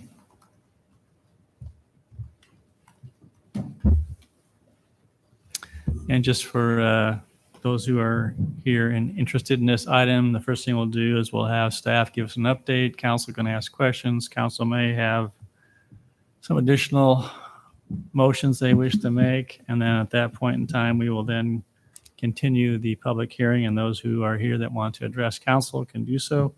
But they'll also have information from any further council action that is taken in light of the ordinance. So, Rich, Sarah, welcome. Good evening, Mayor and Council. Rich Higgins, Ames Fire Chief. Alongside me, our building official, Sarah Van Meederen. We're happy to be back with you tonight. As you recall from our July 18th meeting, we presented the ordinance for the first reading and got a lot of great feedback from council. I believe there's around 10 different motions that were made.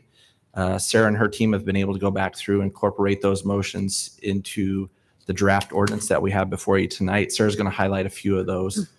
We tried to create attachment A where we went through and tracked all those changes and highlighted them to make sure that council sees those. Also in our council action form, we highlighted those 10 different areas that council asked us to focus on and reword. And then on attachment B, that is the clean version of the ordinance that you have before you tonight. We also did send out a press release this week trying to get more public input. That's really important to us, be customer driven.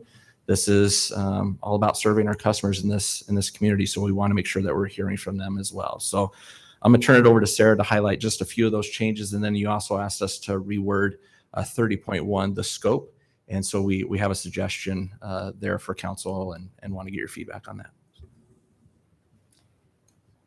Yeah, so as you can see, the first change was to change the citation from $500 to $50 for the first offense and $750 to $100 for each subsequent offense. We cleaned up the definition of nuisance, so it was short and sweet and took out some of the more ambiguous language in it. We also added that all trees could be enforced on as dangerous trees. Previously, we were only addressing those that could affect the right-of-way, but a motion was made to add all trees on a property, so we did that. We changed the noxious weeds section. Initially, that read any weeds over 12 inches. We took that out, so basically all noxious weeds. There's no height restriction on them anymore. Removed a bunch of the aesthetic language from 17, kind of the structural standards, and then we updated the purpose. We heard your feedback. I think everyone wanted maybe a little different tweak on it, so we tried to incorporate everything that was brought up, but are certainly willing to listen to changes in that. And the other thing we did change was that we specifically cited the city forester in several spaces. After talking with Parks and Rec, Joshua Thompson, he recommended not stating the city forester. He's confident he has several people on his staff that can make that determination, so he didn't want to limit it to that. And so that's updated. Other than that, I think it looks about the same as you saw last time. We're open to feedback from the council and community. Thank you. Yes, first of all, is everyone comfortable with the proposed changes and in particular the reworded purpose? And do they capture what council was asking for?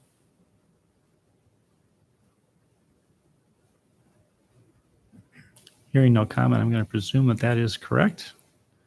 And we have received additional feedback via email, and some of you may have gotten phone calls. And so are there any other changes to the ordinance that council members are interested in discussing and or proposing? As we begin the discussion tonight, could you clarify, Sarah, in our last meeting, what we did in terms of the height of plants? If the plants are turf grasses, then those are limited to 12 inches. Correct. But if it turns out that those plants are not toxic, or I'm sorry, those are not turf grasses, and they're classified as weeds, then there is no height limit to the weeds. Correct. So the change that was made kept that noxious weeds would be prohibited. It took out the section that said weeds over 12 inches tall. I think there was some question as to the definition of weeds, so we also took that out with this. It was, I think creeping Charlie is a weed, dandelion is a weed, so setting an inch standard, I think that was discussed that maybe that wasn't helpful necessarily. Not all weeds grow to 12 inches. And what I think is a weed may not be a weed to you. So the ambiguity in the word weed, I think, was the question. So we just took that out and went with the state list of noxious weeds and then eliminated the height. So is it possible you could have two lots, adjoining lots? One has turf grasses, they're limited to 12 inches, but the other has weeds, and that could be 2 feet, 3 feet tall. And we have the ability to limit the turf grasses, but not the weeds. Am I correct in That's my correct. reading of this? As it's written now, that's correct. Okay. Was there some discussion at the last meeting, Sarah, about expanding the list of noxious weeds, that the state maybe has not expanded that list in recent years, and we're now seeing other weeds that have emerged? Yeah, so the state's list is very dated. There's other weeds that are quite poisonous, actually. So we added the any other plant deemed hazardous to persons or property by the city to cover those that have a history of burning people, creating serious health issues.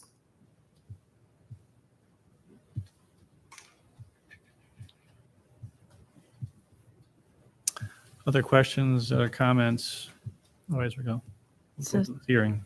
Go ahead. Yeah, so Sarah, on number 3, that I think I asked this before, so I apologize, but the trash disposal container, I think that's assumed to be hard-sided, or does that include bags on, yard waste stored?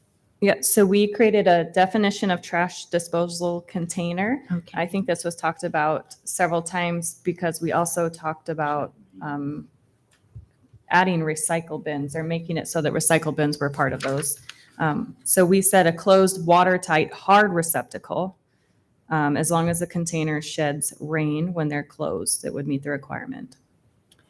So for the purpose, for yard waste, could that be expanded to bags? I definitely understand when it's garbage that animals are more likely to want to access, but when we're talking about under 30.5, number 3, leaves and things, it would seem could be in bags safely without putting anyone or anything at risk. I think it could certainly be added. My 2 cents would be that yard waste bags, while maybe a typical person would bag it on Friday or Saturday and have it picked up Monday, we would probably want to add something in about a length of time so they don't just sit there because they will deteriorate. Right. If someone wanted to pile them alongside their house for a year, they could then. Right. The paper bags get wet. Mhm. Plastic bags don't, but we kind of say plastic bags aren't allowed. So I think we could make an exemption in there if we wanted to, but I would recommend having some sort of time frame. Okay. Because now, even in those containers, it's 7 days right now. Correct, because it's not an approved trash disposal container. So if it was in that sentence, then it would still be 7 days. If it were a trash disposal container or a bag. Correct. Okay. That would be a recommendation. And then I wondered,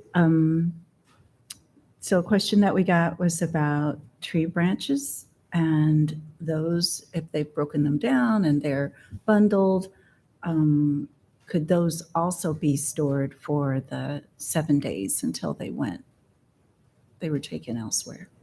Because they wouldn't fit into necessarily a bag or a trash receptacle. Yeah, I wonder then if we need to in 3 just take out in anything other than a trash disposal container.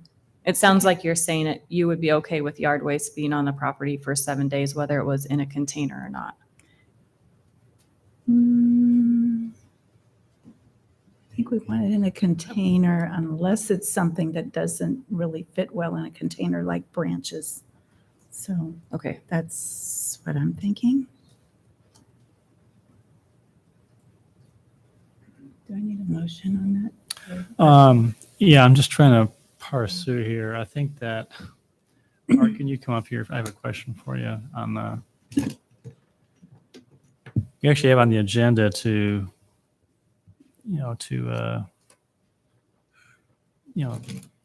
take action on the first reading.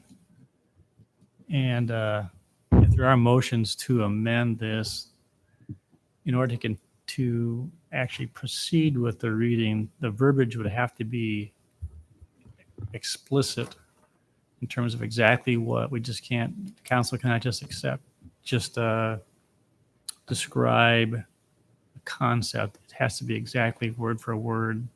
Otherwise, we can't have the first reading. Is that correct? Or how would you advise council on this one? It should be. There have been a couple, cases where there have been like, it was a concept expressed in a motion, and then, so it was brought back at the next reading and it was explained that this is, and then, so it was an opportunity for the council to, say that's not what we want, kind of thing. So, I mean, I think that can be done. It's better to have the exact wording, Right. but I think it can be done where, it's a concept. I'd like to change this in this way, and then we bring it back. And that also could be simply brought back at the next meeting, and then the vote could take place to amend the ordinance at the next meeting. Thank you. All right. Did you have a motion you want to make, Anita? I would move on number 3, that's concerning yard waste, that the idea would be a trash receptacle for yard waste, except for branches, which could be broken down and bundled, and that it could still meet that 7-day requirement. Is there a second?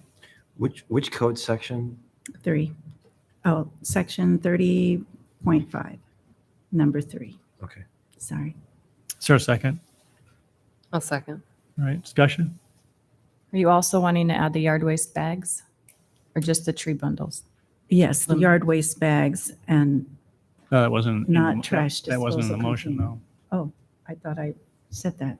Mm-mm. Okay, We can pick it up. You can either, okay. you want to amend that, or you want to add that? I would like to amend that to be trash disposal bags or containers for longer than 7 days. Yeah, 7 days is already in there. Right. Are you okay with that amendment? Mhm. Okay, all right. Discussion? Those in favor of the motion, say aye. Aye. Any opposed? Carried. Anything else? Gloria? Anything else? You good? Tim, you had a question about the difference between how we're treating weeds and turf grass. And I don't disagree. And I mentioned last time that I actually would probably be amenable to striking that restriction on turf grass. But I don't know how everyone else feels about that. So I'll just try a motion, and if it passes or if it gets a second, then we can talk about it. But I would move that we strike number 11. Sorry, 30.5, subsection 11. And for those that may not be aware of what it is, just read what it is. Sure. I would strike the line prohibiting turf grasses exceeding 12 inches in height. Thank you. Is there a second? Second. Discussion? So this is a very counterintuitive motion. So what we're trying to do is create some minimum standards for property maintenance. And the only people who find that 2 or 3 foot tall mess that's called a yard attractive is the people who live there. Everyone else in the neighborhood is going crazy that these people won't mow their yard. And if you want to live in the country and you want to have 3 feet grass or weeds or whatever, then do that. But if you're going to live in a community with neighbors, I think there should be some minimum standards. And what I find intriguing is that we've got this disparity between weeds and grasses. We're going to ask our staff to go out and enforce and decide what percentage of the material is weeds and grass. So I think this is a motion in exactly the opposite direction of where we should go. I guess I would just add a comment.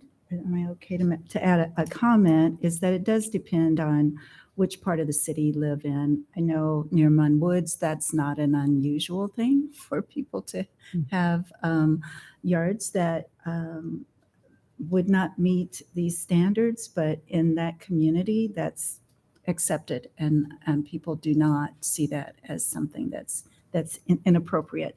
So I'm just encouraging us to think that one size does not fit all. That's all. Well, I think that there's also perhaps the potential for a little bit of confusion in neighborhoods where there is a high percentage of rentals, because the rental ordinance does mandate the mowing of lawns, right? And so in my neighborhood, when I see turf grass that's over 12 inches tall on an owner-occupied property, I think how many renters see that and think, oh, we don't have to mow. And then that leads to inspections having to talk to the rental property owners about the long grass on their properties because they're getting the message that we maybe don't have to mow. And so I think that inconsistency can cause problems in neighborhoods where you have owner-occupied housing and rental properties abutting each other. I think we'll have that issue with consistency with not just grass, though, with other issues, because the way that we've been editing this code has created some differences between the rental code and the owner-occupied code. And maybe that's okay for there to be higher standards for rentals than there are for owner-occupied homes. Oh, I'm not saying that there shouldn't necessarily be higher standards, but I know that this in particular does seem to be something that people are confused about. So that's just my experience in my neighborhood. Okay, motion on the floor. There's a second. Those in favor of the motion, say aye. Aye. Those opposed? Nay. Motion failed. All right. Mayor, I guess I have one other that I would like to take a stab at, and that is item 22 on travel trailers. I keep coming back to the question of why we want to force people to park their recreational vehicles or travel trailers on the street instead of on an approved parking place. In other words, on their driveways. And so I would move that for item 22, perhaps I shouldn't move yet, that we consider limiting the number of travel trailers, et cetera. So you may park one on an approved parking place on your property. Is that a motion or are you going to make one? Is that language clear enough, or would you want something clearer than that? Because I'll make it the motion as necessary. It's very consistent with the existing ordinance. The zoning code says that you can have one travel trailer parked behind the front of the house. So it specifies one, so we could mimic that here. Okay, so then I would move that we amend section 22 to indicate that parking of one travel trailer, recreational vehicle, boat trailers, and trailers is permitted on any approved parking surface. I'll Is there a second. second? Is there a definition of approved parking surface in the code? There's not, the zoning code states what an approved parking surface is. It's Portland cement, asphaltic, concrete, or another approved material by the city engineer. So the way it reads right now, it says parked in the front yard. You omitted front yard. I'm omitting front yard. I know there are some people that could only park in the parking surface that's in their front yard, not alongside and not behind. Okay, so the rest of 22 says is permitted behind the front yard. So are you suggesting you're changing that? No, I guess not. Are you She's saying just there's a allowing second one? ones at one property wide. So she's opening up As so you long can as park it's- in the front as- yard, but I just, yes. Just want to make sure, so long as it is behind the front yard. no. Or on an approved parking surface, Which could be in the front. which could be in the front yard. In other words, in the driveway that is in front That's of a the major house. change to this. Then I think there's more changes to the because the way it's read, the way I read it is, and they are parked on an approved parking service. I mean, the way 22 reads to me is it stipulates that you can park one if it's behind the front yard. Is that correct? That's correct. So the But you want to change that so they can park up to one On an approved parking surface on the. anywhere on the property. Yes. Okay, then I respectfully suggest withdrawing your motion and clarify that, because I took it as you were just trying the definition. Okay, I will withdraw the motion and try again. Okay, thank you. I would move that we change the language of section 22. Well, that's 30.5.22, I guess, to allow parking of one travel trailer, recreational vehicle, boat trailer, or trailer on an approved parking surface on a property. Okay, thank you. Does that clarify, or did I make it? No, I think I think that expresses what you're intending. It helped me understand better what you're saying. When you said anywhere on the property, that makes a difference. Okay, thank you. Is there a second? I second. All right. So we are going the exact opposite direction we should go. So there are parts of this community that look like RV parks. This is nuts. And the one protection that property owners had was that the RV had to be parked behind the front of the house. And this motion eliminates that. So we should be having, most communities have limitations on the size of the RV. That's what we should be limiting. We should be having some kind of common sense limitations.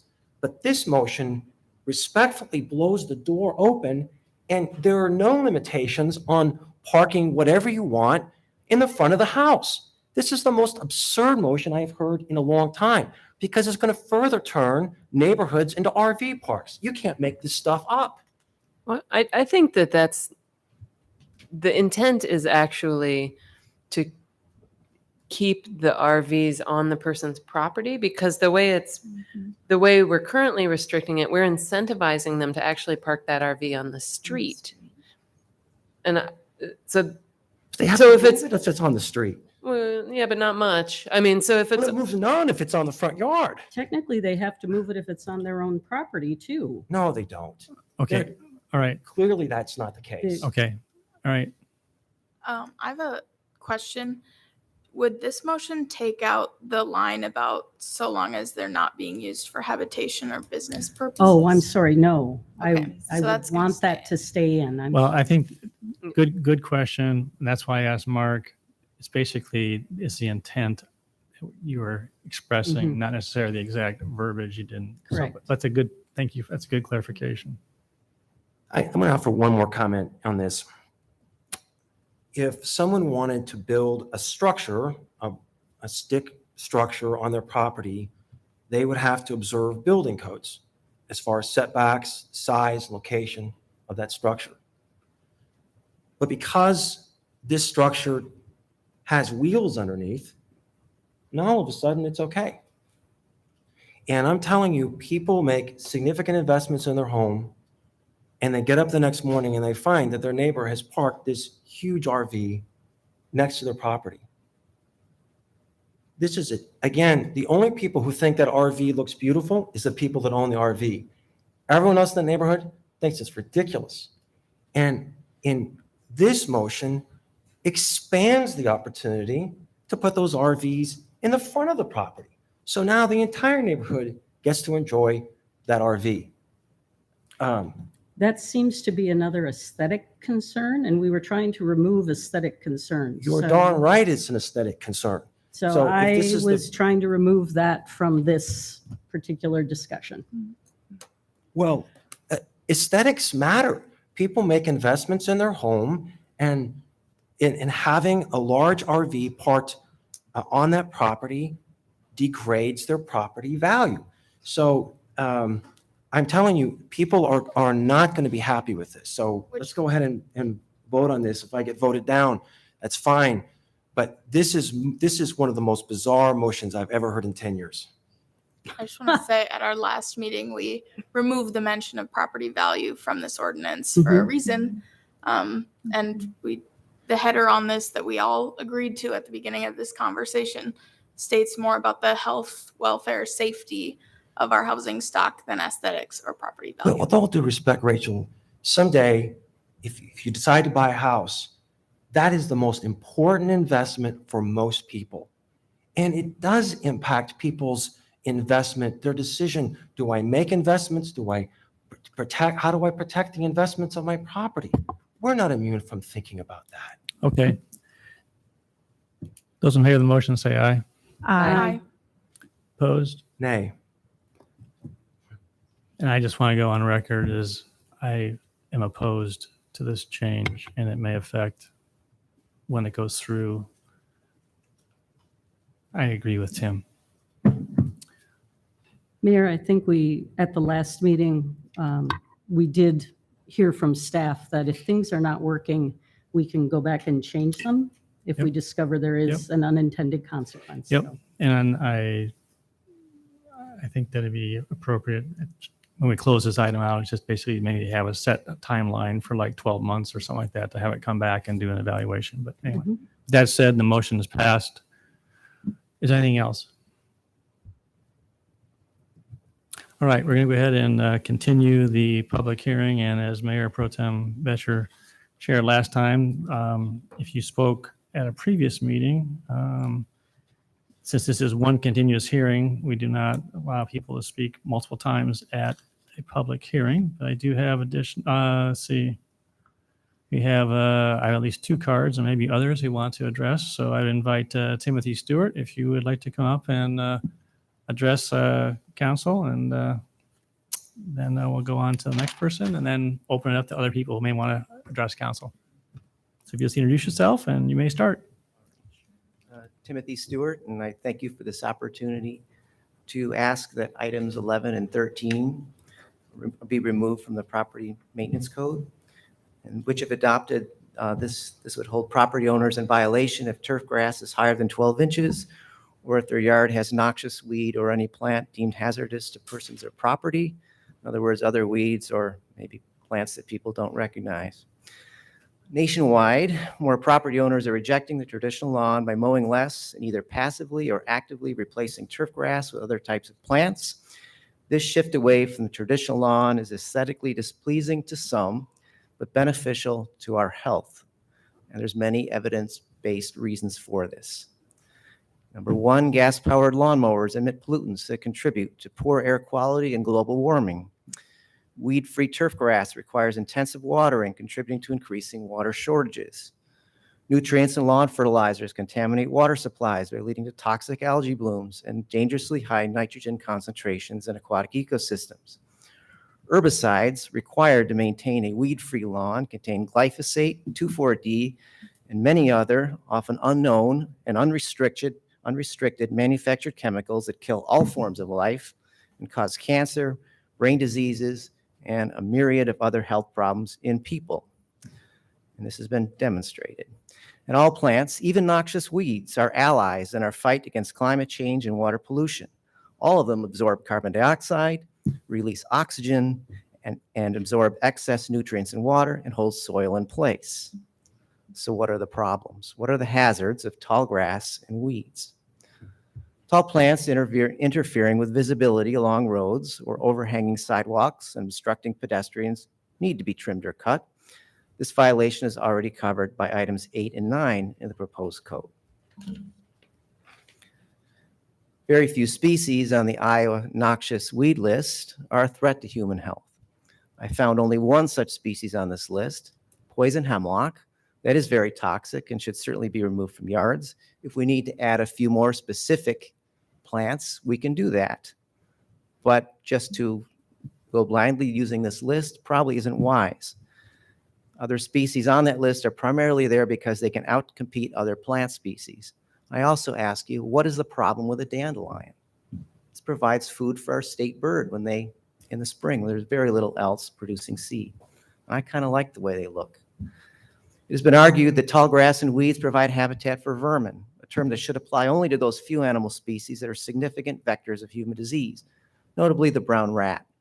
However, rats require large amounts of high-protein food to maintain populations. Think meat scraps or stored grain. Tall turf grass and weeds don't provide nearly enough resources for that species, but do provide essential resources for beneficial animals, including pollinators and predators of rodents. The property management code as proposed would not prohibit any environmentally damaging practice essential for a weed-free turf grass lawn, but adoption of items 11 and 13 would necessitate increased use of these destructive practices while penalizing those residents with property supporting plant communities that are environmentally healthy.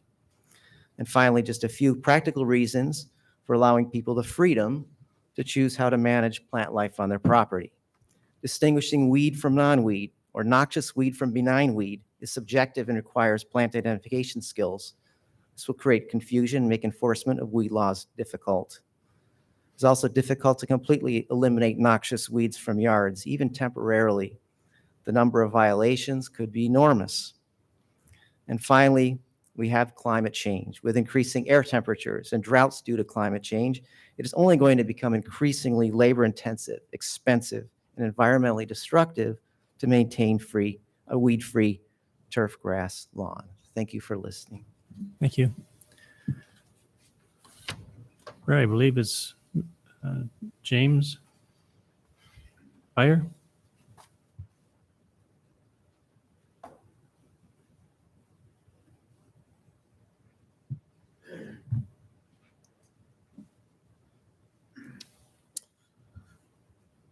Well, this is an honor to be able to speak to you. Mayor Haley. Hala, I met you a few years ago when you guys declared Iowa Honeybee Day. That was about 3 or 4 years ago. Yep. And that was really an honor that we were able to, that City of Ames did for us to celebrate honeybees in Iowa. One of the reasons that I'm here to speak is to highlight the importance of habitat for our wildlife. And pollinators is one of those. And I used to be very diligent in my Ames yard. I mowed it a certain way one day, and then 2-3 days later, I'd mow it another way, and I'd catch the grass. And seriously, I was very diligent in keeping that yard what we consider perfect. I was there big time. And 8 years ago, I got a couple hives. And since I've started keeping honeybees, I've realized how important our weeds are. Now, noxious weeds, that's another matter. But seriously, the dandelions, the Dutch clover, these are what our pollinators exist on. They do not have anything else out in nature anymore. And I'm a nature lover from the word go, as obvious. But my point is it has opened my eyes to the importance of letting the grass grow a little higher, not necessarily 12 inches tall, but I can see letting the grass grow, 2 or 3 weeks and then mow it at a higher height. And that provides some habitat for some of our pollinators. Not all of them, but for some. I like the option of being able to plant different prairie plants in my yard, different heights plants that could be a little higher than 12 inches. But this is important to me mentally as a nature guy. And again, I was that road where I kept my yard perfect, but I've switched to this philosophy of less mowing. Now, the last thing I kind of want to highlight is a book by Doug Ptolemy. It's called Nature's Best Hope. And the basic premise of that book is our best wildlife habitat. When I say wildlife, I mean all of nature, is within our urban environments anymore. We really are row crop areas. There's very little habitat for our nature in our row crop areas. We're seeing less ditch. Actually, even the ditches out in the country are being mowed more than I'd like to see. But my point is that our urban areas are our last hope for nature. And Doug Ptolemy did a really good job in a book called Nature's Best Hope. So if you have a chance to read that book, it really is an eye opener. But I'd like to agree with Tim and his premise on, let's be a little bit more flexible on what we can allow in our yards. And I appreciate the discussion you guys are going through and what you're trying to represent constituents and trying to represent neighborhoods. I understand that. So I do appreciate that discussion. So Jamie Byer is my name. Feel free to contact me anytime about honeybees. So thank you. Thank you, Jimmy. Anybody else?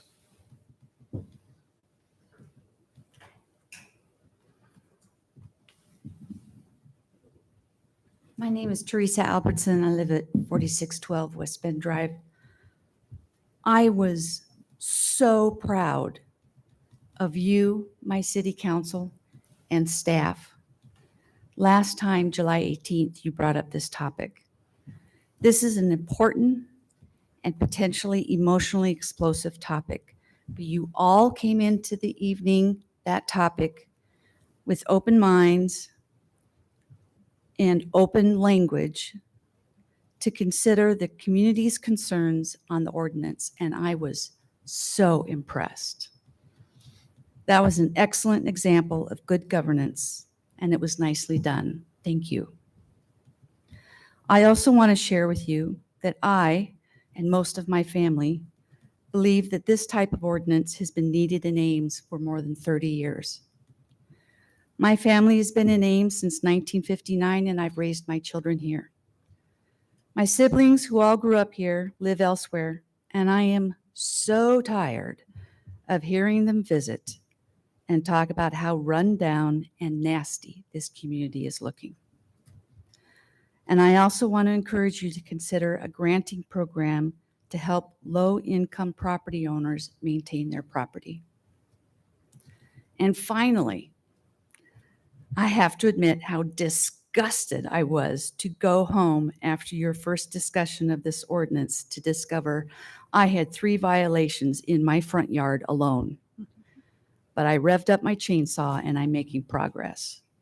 Thank you for the work on this been waiting a long time for an ordinance like this in Ames. Thank you. Thank you.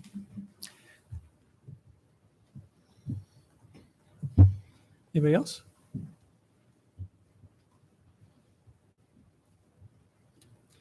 Hi, folks. My name is Brendan Dunphy. I'm a former medical entomologist at the local university, and these days I find myself as a filmmaker.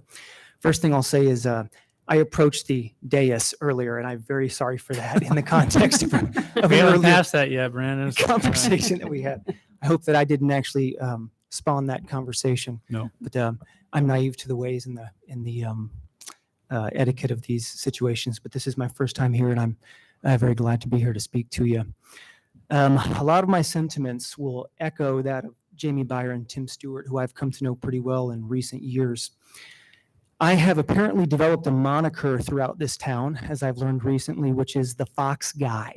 Mhm. If any of you have heard of that person, that is me. And they call me that because I've been making a documentary film following a family of red foxes for about the past 3.5 years in town. And at a fundamental level, this film is devoted to looking at the interactions between humans and the natural world and essentially assessing that relationship. So it's an item of deep topic. The other film that keeps me busy is what will hopefully be the definitive Jack Trice film, which we hope to have come out next year. But back to these issues. I think that what is so difficult to understand about the concept of being penalized for, say, letting your lawn grow, which is probably one of the single most focal topics that I could talk about, is the people that do this are ultimately trying to do it for you, for us as a collective community, because as Dr. Stewart says, it's ultimately a matter of health. And, strangely, throughout the course of this cinematic adventure, I've acted as this strange, unexpected funnel for a lot of different perspectives on the human-wild relationship within this town. And I've chronicled so many of them through the course of this film.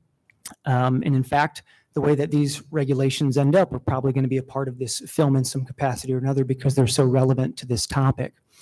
And what I've learned is exactly what Councilmember Garten said earlier, that this is a wonderful community to live in. It really is. I'm not someone who stands by the concept of pride, but I'm glad to be in this town and to be surrounded by the people that I am. It is a very wonderful town. And this comment that I came upon a few minutes ago that I just happened to see on this piece of paper, that this is a forward-thinking community, I found that to be very true in so many capacities.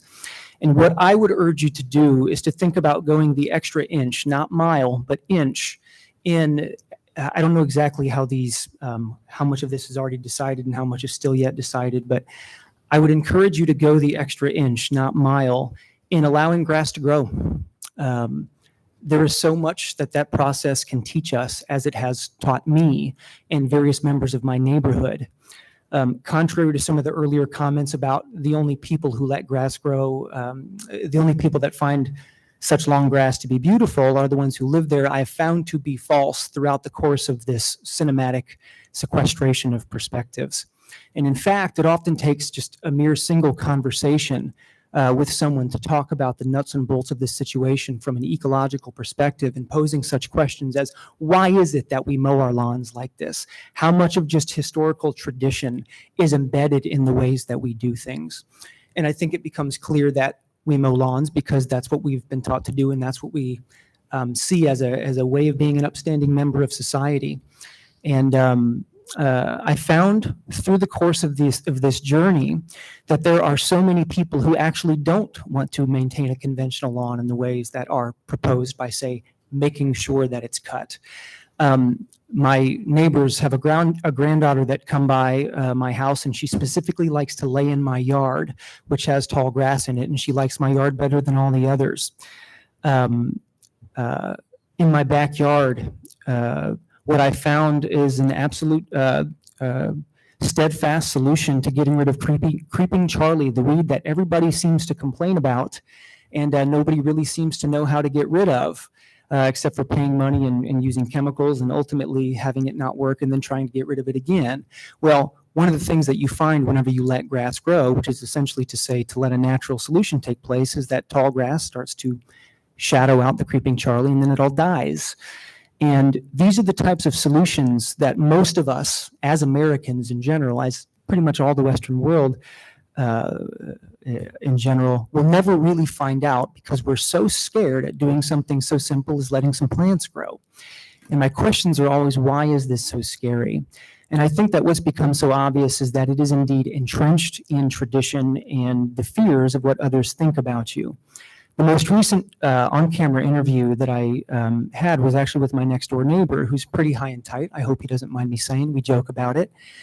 And he clarified for me that he is fully aware that he is probably in a group of people that will be looked upon through history as being on the wrong side of environmental history for allowing monetary and aesthetic matters to trump those of fundamental health and ecology.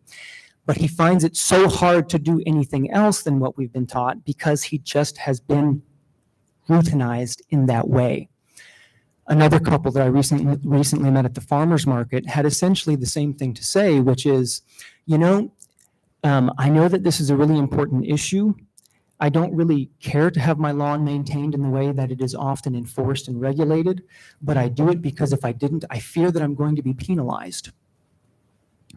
Also saying that they fear that what they can't really come to is a solution about how to move forward because they don't feel that they're educated enough about the situation and what the real problems are that we face in the modern world through modern human action, and they don't know what to care about and how to fix them. So my journey, which I hope to be in a place like Netflix here in a couple of years, is a matter of deep psychological and philosophical value that isn't purely philosophical, but rather manifests itself in very practical ways as I meet people around the town.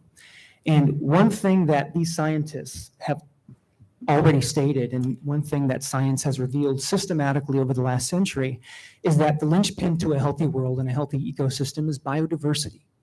Diversity is that which is almost the solution to everything if you actually allow it to thrive. And this is no different than, as in the case with my grass. I have Brandon, purposely, go ahead. Could you, Yes, sir. You're almost 7 minutes. Could you just bring this to a You close, bet. please? I You bet. appreciate your Here- dialogue. You betcha. I'm very sorry about that. A few of the wonderful positive outcomes that have come from just letting a grass grow is the emergence of what was one year a plaintive goldenrod, which we would know as solidago, which in year 2 has grown into a 1 square meter patch of about 80 plants, which is now abuzz with the activity of a whole bunch of native pollinators. Milkweed is now starting to come in as well. And all the neighbors still love me and I still love them. And that's a really wonderful thing that I've learned about the people of this town. So what I would please urge you to do, if this is even in the coffer anymore for what the further actions are, is to go that extra inch, not that mile, to make it possible for us to let grass grow. Because ultimately what we who are come from an ecological education are trying to do is to look out for you. If there is anything that needs to be penalized, it is things like using pesticides and herbicides which poison us. It's actually the conventional lawn ethic that actually seems like it should be penalized from a sense of scientific sensibility.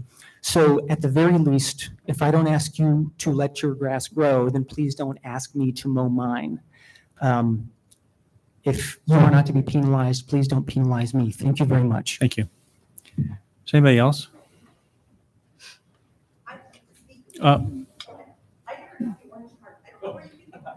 That's okay. The cards were out here on the table. I don't know, Grace, maybe Brian, would you just check and see if there's any more orange cards out there? Dylan. Klein, 3329 Canterbury Court in Ames, Iowa, here representing my personal perspective on this. First of all, I want to say to council and echo comments that other folks have made. Thank you, and to staff, thank you for taking this on. I think having a property maintenance code and having clear guidelines for people to follow is well worth the effort and long overdue. I do echo Council Member Garton's opinion that you cannot separate the aesthetic from the property maintenance code. I know that the health and safety is primary, but there are several items after, this is not what I came up to talk about, but there are several items in there that are strictly aesthetic and would be ashamed to remove them. But as someone who I'm very proud of my community, of the city of Ames, and proud to own a home in Ames. I can guarantee that the rental property next to mine is not letting their grass grow for my benefit. Or for any of the other vegetation that they allow to overgrow on their property. So I can definitely appreciate the perspective of taller grass to allow for pollinators, but that particular case, they're not doing it for my benefit. What I did come up here to talk about is item number 9, 30.5, number 9, which I'll read it.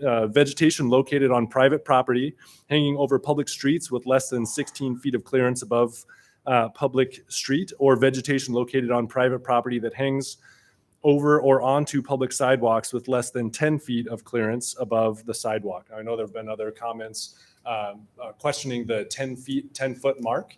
And I've had a couple of weeks to think about this. And as I've driven around the community, as someone who is vertically gifted, I'm sensitive to the height of when I'm walking my dog or going for a run or things of branches that I'm ducking under.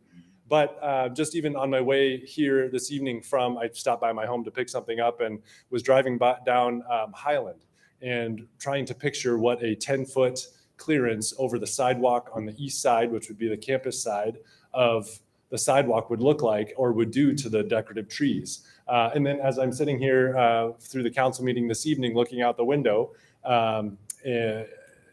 noticing all of the trees that are planted on the sidewalks downtown, and imagining those cut up to 10 feet. So I brought a prop just to show you a visual reference, my trusty tape measure. So I'm 6'6". This is 8 feet tall here, which I think is a reasonable height for health and safety of sidewalk branches hanging over a sidewalk. Now we're going to go up to 10 feet. And so imagine the decorative trees or newly planted trees that are trimmed to 10 feet and what you would have remaining hanging over a sidewalk if your tree was trimmed to 10 feet. So as I was thinking about coming to this meeting and having these discussions, it was primarily an aesthetic conversation. The line of thinking that I had was aesthetic and thinking, gosh, it would really be a detriment to the city of Ames and many parts of the community to cut trees up to 10 feet above the sidewalk. So I hope that you will reconsider the perspective that aesthetics are not part of this conversation and consider revising that back down to 8 feet. Thank you. Thanks.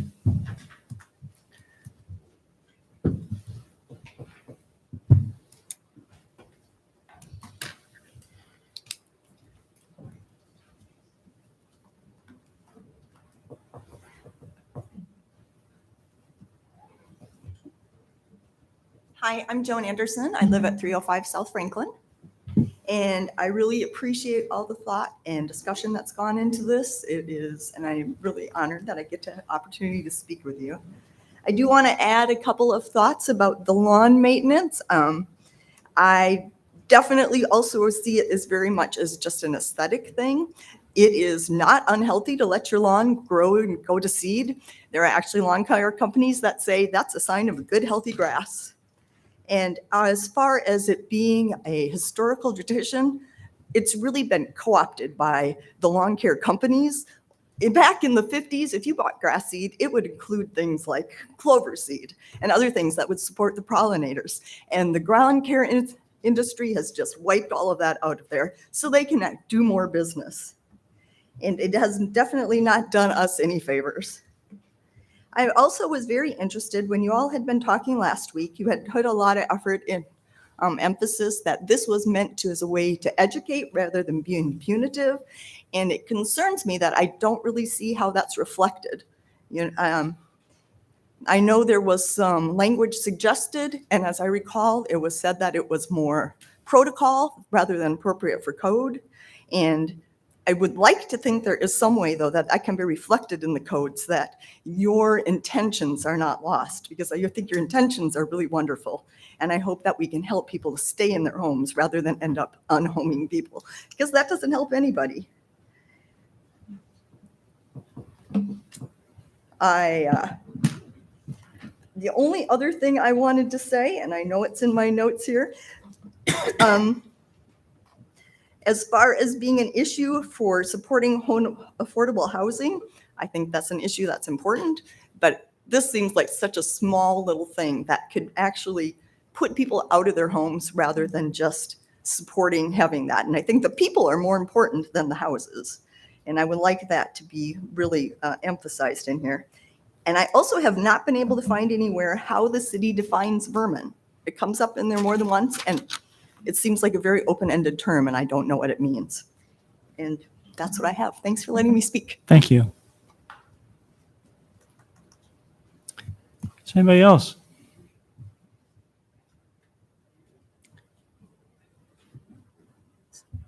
All right, we were going to close the public hearing. Can I ask a question? Sure. The question about vermin that she just asked, I thought we had struck the term vermin. Is that true? Yeah, I was just looking at that too. We took out a section that it was pretty general, like conditions that harbor vermin, something like that. That was the argument that we couldn't define vermin. I did just see it in subsection 4. It doesn't say vermin, it's stagnant water. Creating a breeding ground or habitat for insects or rodents is what that one says. So it's not vermin. Good. Okay. And I think if that's an issue, that can be taken out as well. Cool. Yeah, thank you. We did have that conversation about the definition of vermin, and so yeah, I just wanted to follow up on that. Sarah, I have a follow-up question. So Dylan raises the issue of the height of plants over sidewalks, and I was initially a proponent of the 8-foot but could you remind us of why we're kowtowing to the federal government's limitation that this has to be 10 feet? So in talking with Mark Ganson in Public Works, he said that DOT projects that they complete have a requirement that there be a 10-foot clearance. So, and sometimes we have to maintain those requirements for 20 years or something like that. There's some contractor obligation. And so to create a standard different from that on non-DOT projects could be confusing, that there are different standards. So he recommended keeping the 10 feet. So, that would only affect, am I correct, the roads that the DOT has any jurisdiction over? I think it would impact any projects that have federal funding with them. Right. Funding. Well, seems like they have their tentacles in everything. Am I right on this? No, they wouldn't have it on your residential streets, sidewalks. Well, Well- not all of them, but aren't some of them? Well, Like most of the- Grand Avenue, for example? Well, let's That's put a it another highway. way. I'll put it in a positive way. It's probably more deals with arterials and collector streets, which we get most of our federal funding, state funding from. So I will take a stab at a motion. I would move that we, and I apologize, the code section, so I'm getting this right. Subsection 9. Yeah. 30.59, section 9. Thank you. I would propose that we amend subsection 9 to be, instead of 10 feet, to be 8 feet of clearance above the sidewalk. And then I'll let you come up with the verbiage, but in areas governed by or affected, I'm not sure the right verb, DOT concerns, then it should be 10 feet. And I'm open to suggestions on the wording. A second. But my goal is to segregate the Hold on. vast majority of our community. Hold on, Tim. I'm sorry. You made a motion. Ramos seconded. Please go ahead. So the goal of this is to segregate the vast parts of our community that don't need a 10-foot limitation and isolate it to those areas that beyond our control. Again, I am perplexed the federal government would have an issue with the height of our sidewalk vegetation in Ames, Iowa. But so that's the motion. Yeah, you might want to clarify that just rather than say DOT, it would be that are required by state or federal funding or something like that. Yeah, I think we can just make an exception that those areas governed by some other funding or contract obligation would default to that Right. standard. And a point of clarification, now you're talking about sidewalks. Do you have the same feeling about bike paths then? Or multi-purpose paths? Yep. What Highland, is the remember Highland? Let's think of Highland, 13th Street up to Highland. Let's say that's a path. I would. Those things- I would. I think 8 feet? I think 8 feet. Does it mention, all I'm saying, do we mention bike paths? They're probably considered the same as a sidewalk. Multi-purpose paths? So I just want to clarify, make sure. I'm not seeing it in here, but I know that I had a Yeah, it conversation says- with Public it Works to says- create a name for all of Well, you them. have the definition, hard surface of any width designated for non-motorized travel. That's in your definition. Yes. So that was What's the word? What's the definition? What's the Yeah, sidewalk. sidewalk includes? It's a Includes hard shared use surface of paths. any width designated for non-motorized travel. So maybe Okay. walking, biking, rollerblading. Yep, just want to make sure Yeah. you're the same feeling. I have less height when I'm on my bicycle than I am when I'm standing. So I think it's Okay, fine having feet. motion made. So can I ask a question about this? Is it possible then to have the enforcement of this be flexible and dependent on a project? So for example, we might not know that a street is likely to get federal funding, and we let people have their trees overhang to 8 feet. But then we start a project and it has federal funding. Would this allow us to require them to cut their vegetation back to 10 feet in an instance where there's a project underway that requires that? Yes. Or is it something that's stagnant and we're just saying these streets you can have 8 feet and these streets you can have 10 feet? I think it's fluid. Should be fluid.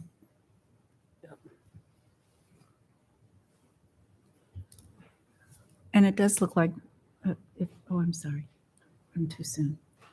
We need to. All right. Oh. Yeah, closing comments on this one, or we're going to vote? Those in favor of the motion, say aye. Aye. Any opposed? Carried. Nita, did you have something else? Just, so under junked vehicle number B, that's where vermin still is. So just so you can find. Oh, thank you. Thank That's you. all. That's all. Yeah, take that out. And that is the exact language that's in the code now. So we can strike. Are you just wanting to strike vermin, or are you not making a motion? Maybe you don't. I wasn't making a motion. It sounded like maybe that had been discussed before to strike. And so I was just noting that it is still there, but in terms of a definition, that wasn't clear. Do you want a motion to strike it from that section? No. Sarah? I think it would be up to you. So the section that we struck was, I think, more about that we were just generally prohibiting conditions that harbor vermin in general. And we took that out because there's a lot of conditions that could harbor a lot of different things. And it was, what's vermin? What are those conditions? So we took that whole section out. I think that junk vehicle section covers everything. You can strike that whole letter B if you want, or just take vermin out. I don't know that it is a huge issue. By the time, in my opinion, by the time we get to that point, if there's a junk vehicle that's so full it's doing that, it also is C and D, and so maybe the whole vermin thing doesn't matter. I think that initially the discussion started with what constitutes vermin. And we didn't really have a good working definition of what vermin was.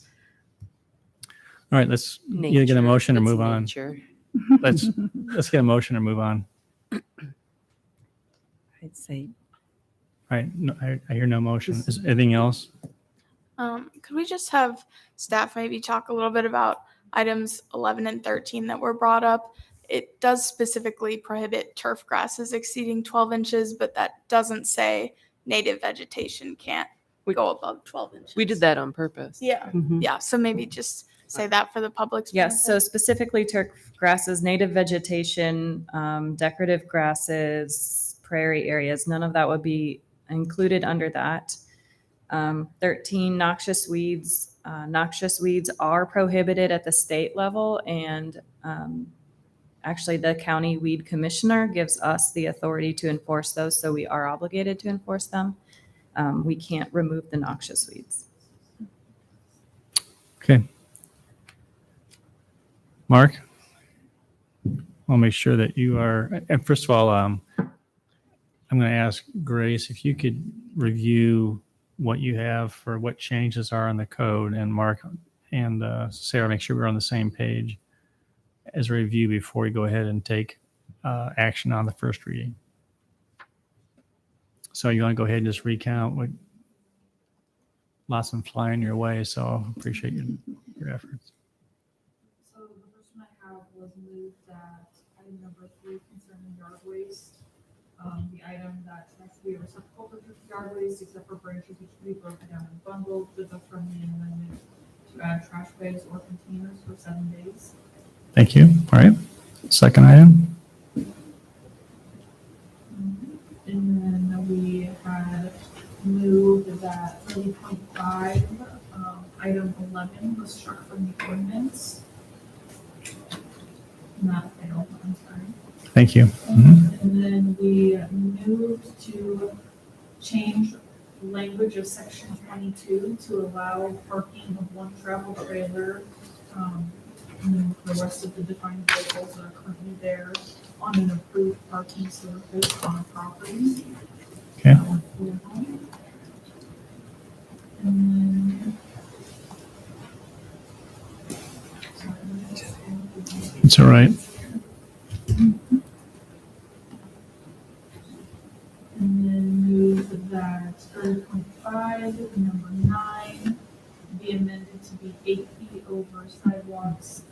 versus 10 feet in areas governed by funding or jurisdiction concerns with wording to be returned by staff. And then we'll make a motion. Okay, good job. Do you concur with that? All right, so this was not wordsmith, but it's the intent. Hearing what you've heard, are you comfortable with proceeding with the first reading as amended with the understanding that coming back for the second reading, council can go ahead and make sure that they're with the intent and there will not be any public comment at that meeting or for the third hearing? Yes. And, you know, what we'll do in, you know, working with Sarah is come up with, you know, an amended version, assuming the council passes on first reading tonight. And then we'll highlight these changes. And then if a council member looks at it and says, that's really not quite what I meant, then they can make another motion to, and I would ask that you look at it before the council meeting and write down your amendment and share it with the others so that you can make a motion at the meeting to change the wording to get it like you wanted it. Specifically, yeah, wordsmith. Yes, thank you. I think that'll make it work better. Okay, all right. Is there a motion on the first reading of the minimum exterior property maintenance ordinance as amended tonight? Move on first. Second. Thank you. Roll call. If I could, Mayor, before we vote. So I was coming in tonight prepared to vote for this. I really love the work. This, again, just to reinforce, this is a work of years to get us to this property maintenance code. And so much work has been done by staff. And there's no such thing as a perfect ordinance. We have to sort of agree to disagree and compromise on things. And I could live with some of these things. But I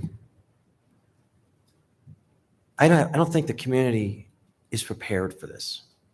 I just don't think they have any idea that RVs can now just park in the front yard on the surface. And I hate to have one issue torpedo my support for this, and my support isn't needed. But I know the people that are here tonight who spoke in favor of not mowing their yards. They're well-intentioned and they have good reasons for their thoughts. But I tell you, there are a lot of people in this community that don't share those concerns and would want their neighbors to keep their yards, whether it's turf grass or weeds, mowed. And I think that the vast majority of this community would be very upset if they really understood that this council voted to allow RVs to park in the front of the house. So I am deeply sorry that I cannot join in support of this in light of the hard work that was done. And I also have grave concerns about the enforceability of this whole distinction between weeds and turf grasses. I think that places our staff in a very awkward position for enforcement. So for those reasons, I will not be voting for this, unfortunately, for this motion. Roll call. Aye. Aye. Aye. Nay. Aye. All right. Mayor, you mentioned wanting something that would require us to review this after 12 months. Have staff review it and And- come back with a report. But is that appropriate now, or should it come after the third reading? That's After fine. it's been approved? Third reading is fine. Okay. I think more or less it's important to kind of see how things are going on this. So, Can I, all right. Thank you. can I ask a follow-up question Sure. too? We had talked a bit about concepts for funding mechanisms being brought back to us. And I know that that is very important to everyone up here, and we've heard that from the public too, in terms of ways to help homeowners maintain their property financially, or by having directories of service providers and things like that. Can you at least give us a time estimate on those? Tomorrow. Really? I have a draft written. Oh. So we've looked at other jurisdictions. It's just we're trying to figure out how to best get the info to you. If you want to see what every city does, I think we'll probably just give you a general, here's what we found. and some potential next steps. So Good. it's there. It's almost there. Cool. Awesome. Well, no, I didn't expect it so soon even, but I'm just know that a lot of people have asked us about that topic. And so I just wanted to get that out there in terms of making sure we're following up on that. And Yes, thank and you. I'll highlight too, I know Amber has said it a couple times, Story County Housing Trust does have a program now that is available now. And I've reached out to them, got some information back, and the numbers show that it's very, very underutilized. So I think getting the word out for that now can potentially help some people. It's just it's not well known, I think, so we need to do a better job advertising it. It's very similar to what other communities are doing as well. So that'll be in the report, but I just want people to know that there is something today if you need assistance. Cool. It's already out there for Ames residents. Story think we had County. 6 residents last year that utilized the program. There are specific qualifications, though. It's not just every Income. person that applies. Correct. Right. And it's Can you a clarify forgivable that? loan. There's some stuff to follow, but it is available for those that, Right. are in need. In addition, tonight, Vanessa's program added the CDBG for income qualifying people who are the greatest need. We have rehabilitation money built into that, so we'll have to have a program there. So we'll have some money there too. Good. Yeah. Thank you. And again, this probably won't, we still have to establish an appeal board.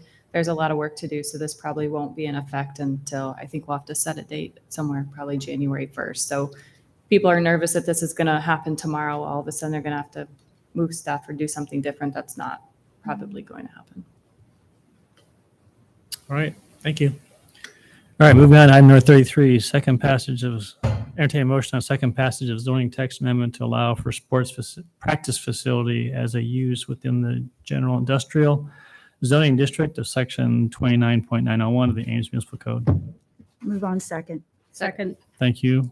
Roll call. Aye. Aye. Aye. Aye. Aye. Thank you. And item number 34, entertain a motion on third reading and adoption of ordinance number 4507 on zoning text amendment to parking standards for retail sales and services general to 2 spaces per 1,000 square feet. Move on third. Second. Thank you. Roll call. Aye. Aye. Aye. Aye. Aye.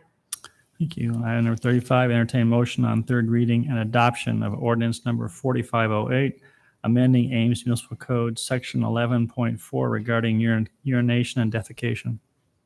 Move on third. Second. Roll call. Aye. Aye. Aye. Aye. Aye. Thank you.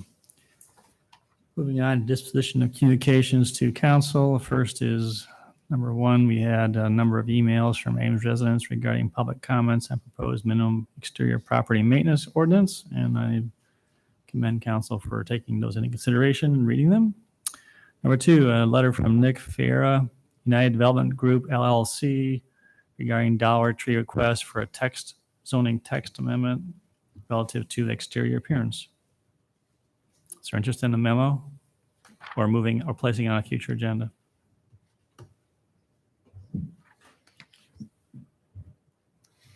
I wasn't sure how to approach this one.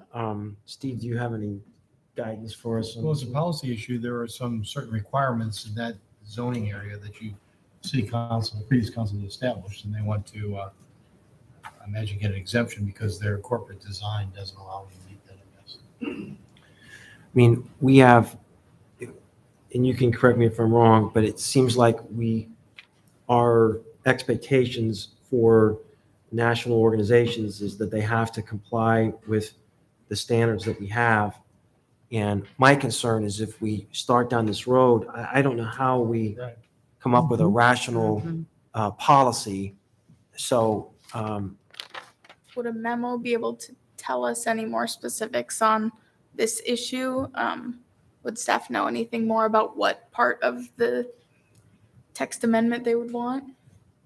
Or is this all the information we have? They want that picture.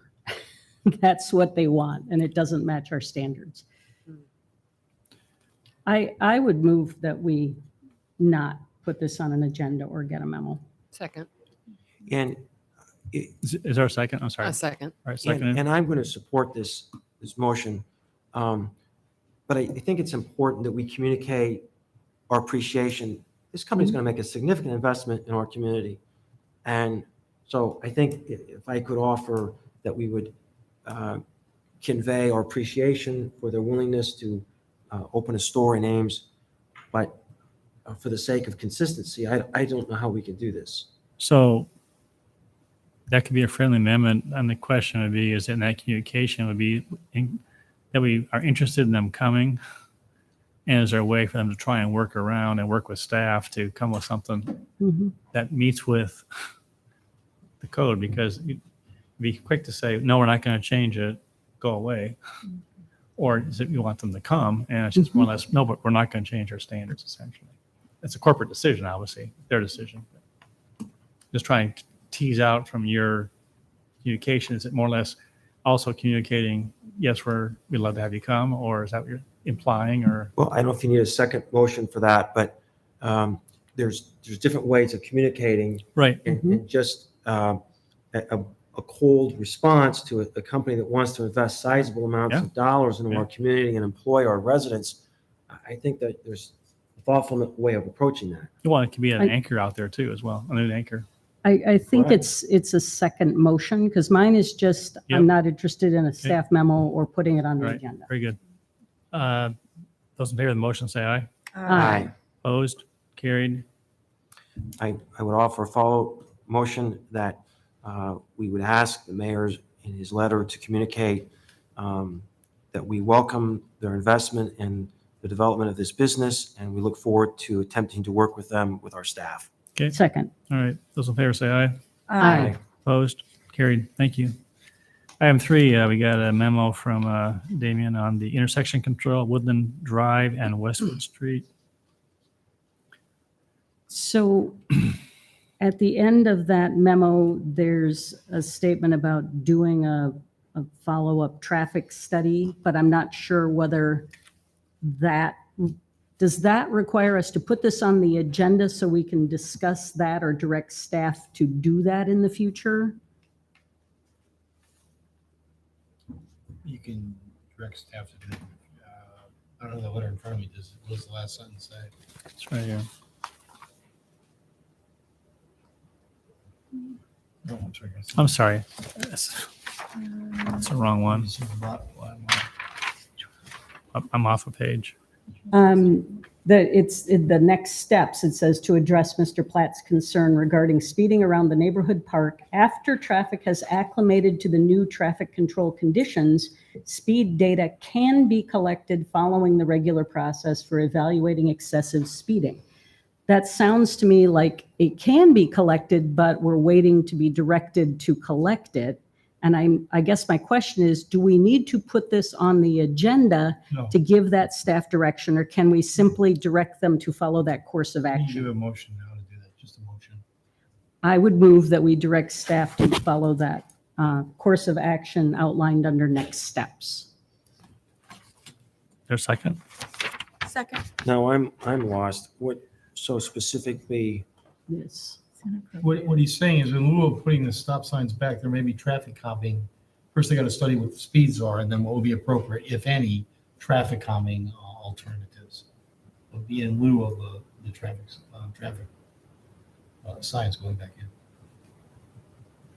And he just says that if further explanation or discussions desired, it can be on a matter, put it on a future agenda. So but it sounds like it's more or less what I'm hearing as part of the motion is let's just get out there and get some speed At the appropriate time. speed data collected, and then they can go ahead and determine if traffic calming measures are warranted.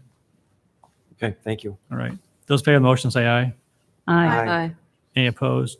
Well, one thing I wanted to just point out, I have often said about Damian Pregetzer, you cannot stump this guy. And this is an amazing memo. He's the best. I mean, how many cities in Iowa, the United States, have a traffic engineer that could produce this? I hope this is communicated to Mr. Platt.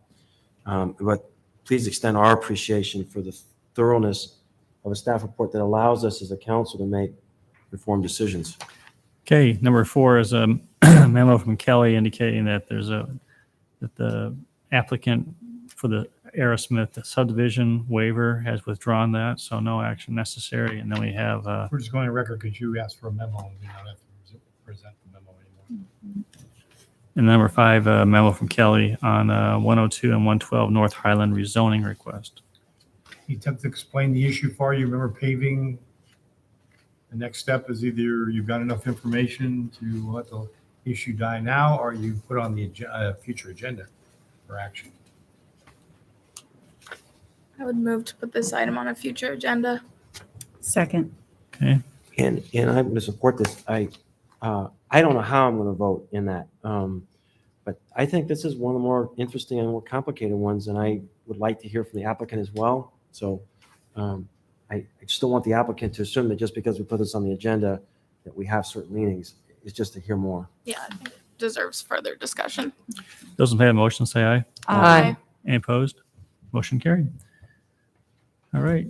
Council comments. Gloria?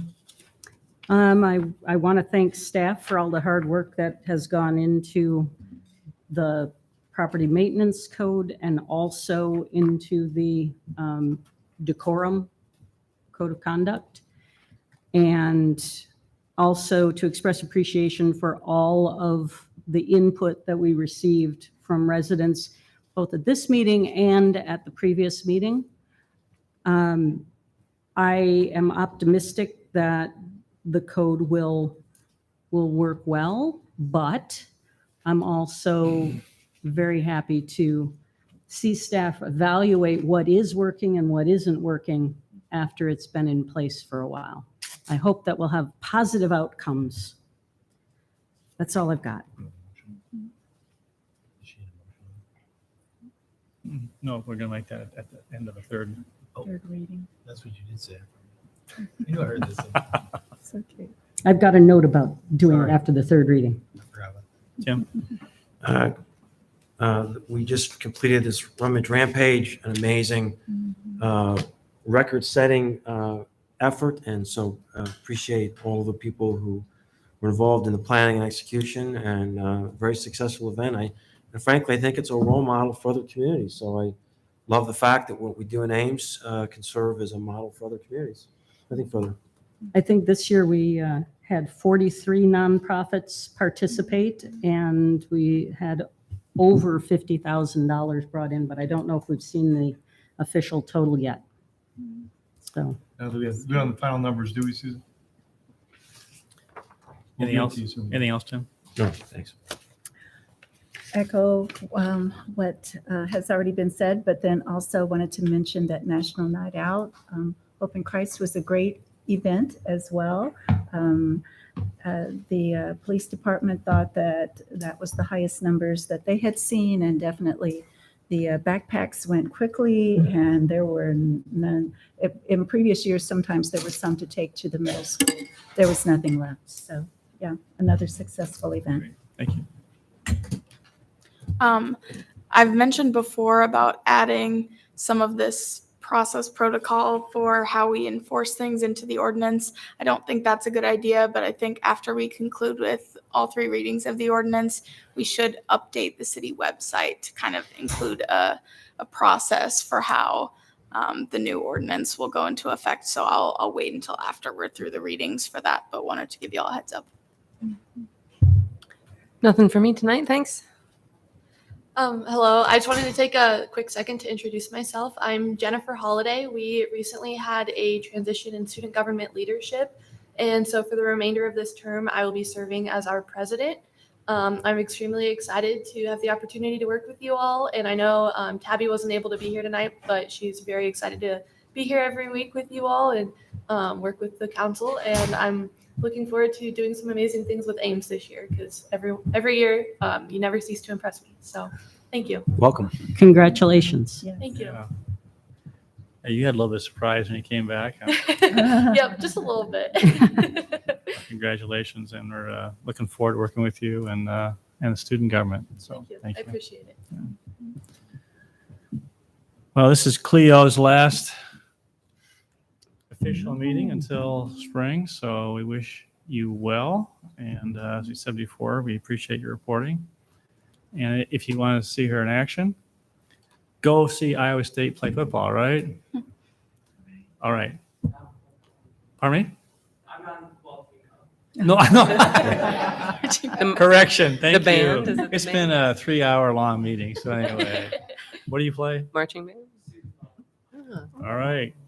Go watch her play a sousaphone. I'll be there. I'll be cheering you on. So, all right. With that, I entertain a motion to adjourn. Movie adjourn. Second. All right. Those in favor say aye. Aye. Any opposed? We are adjourned. Thank you. Thank you.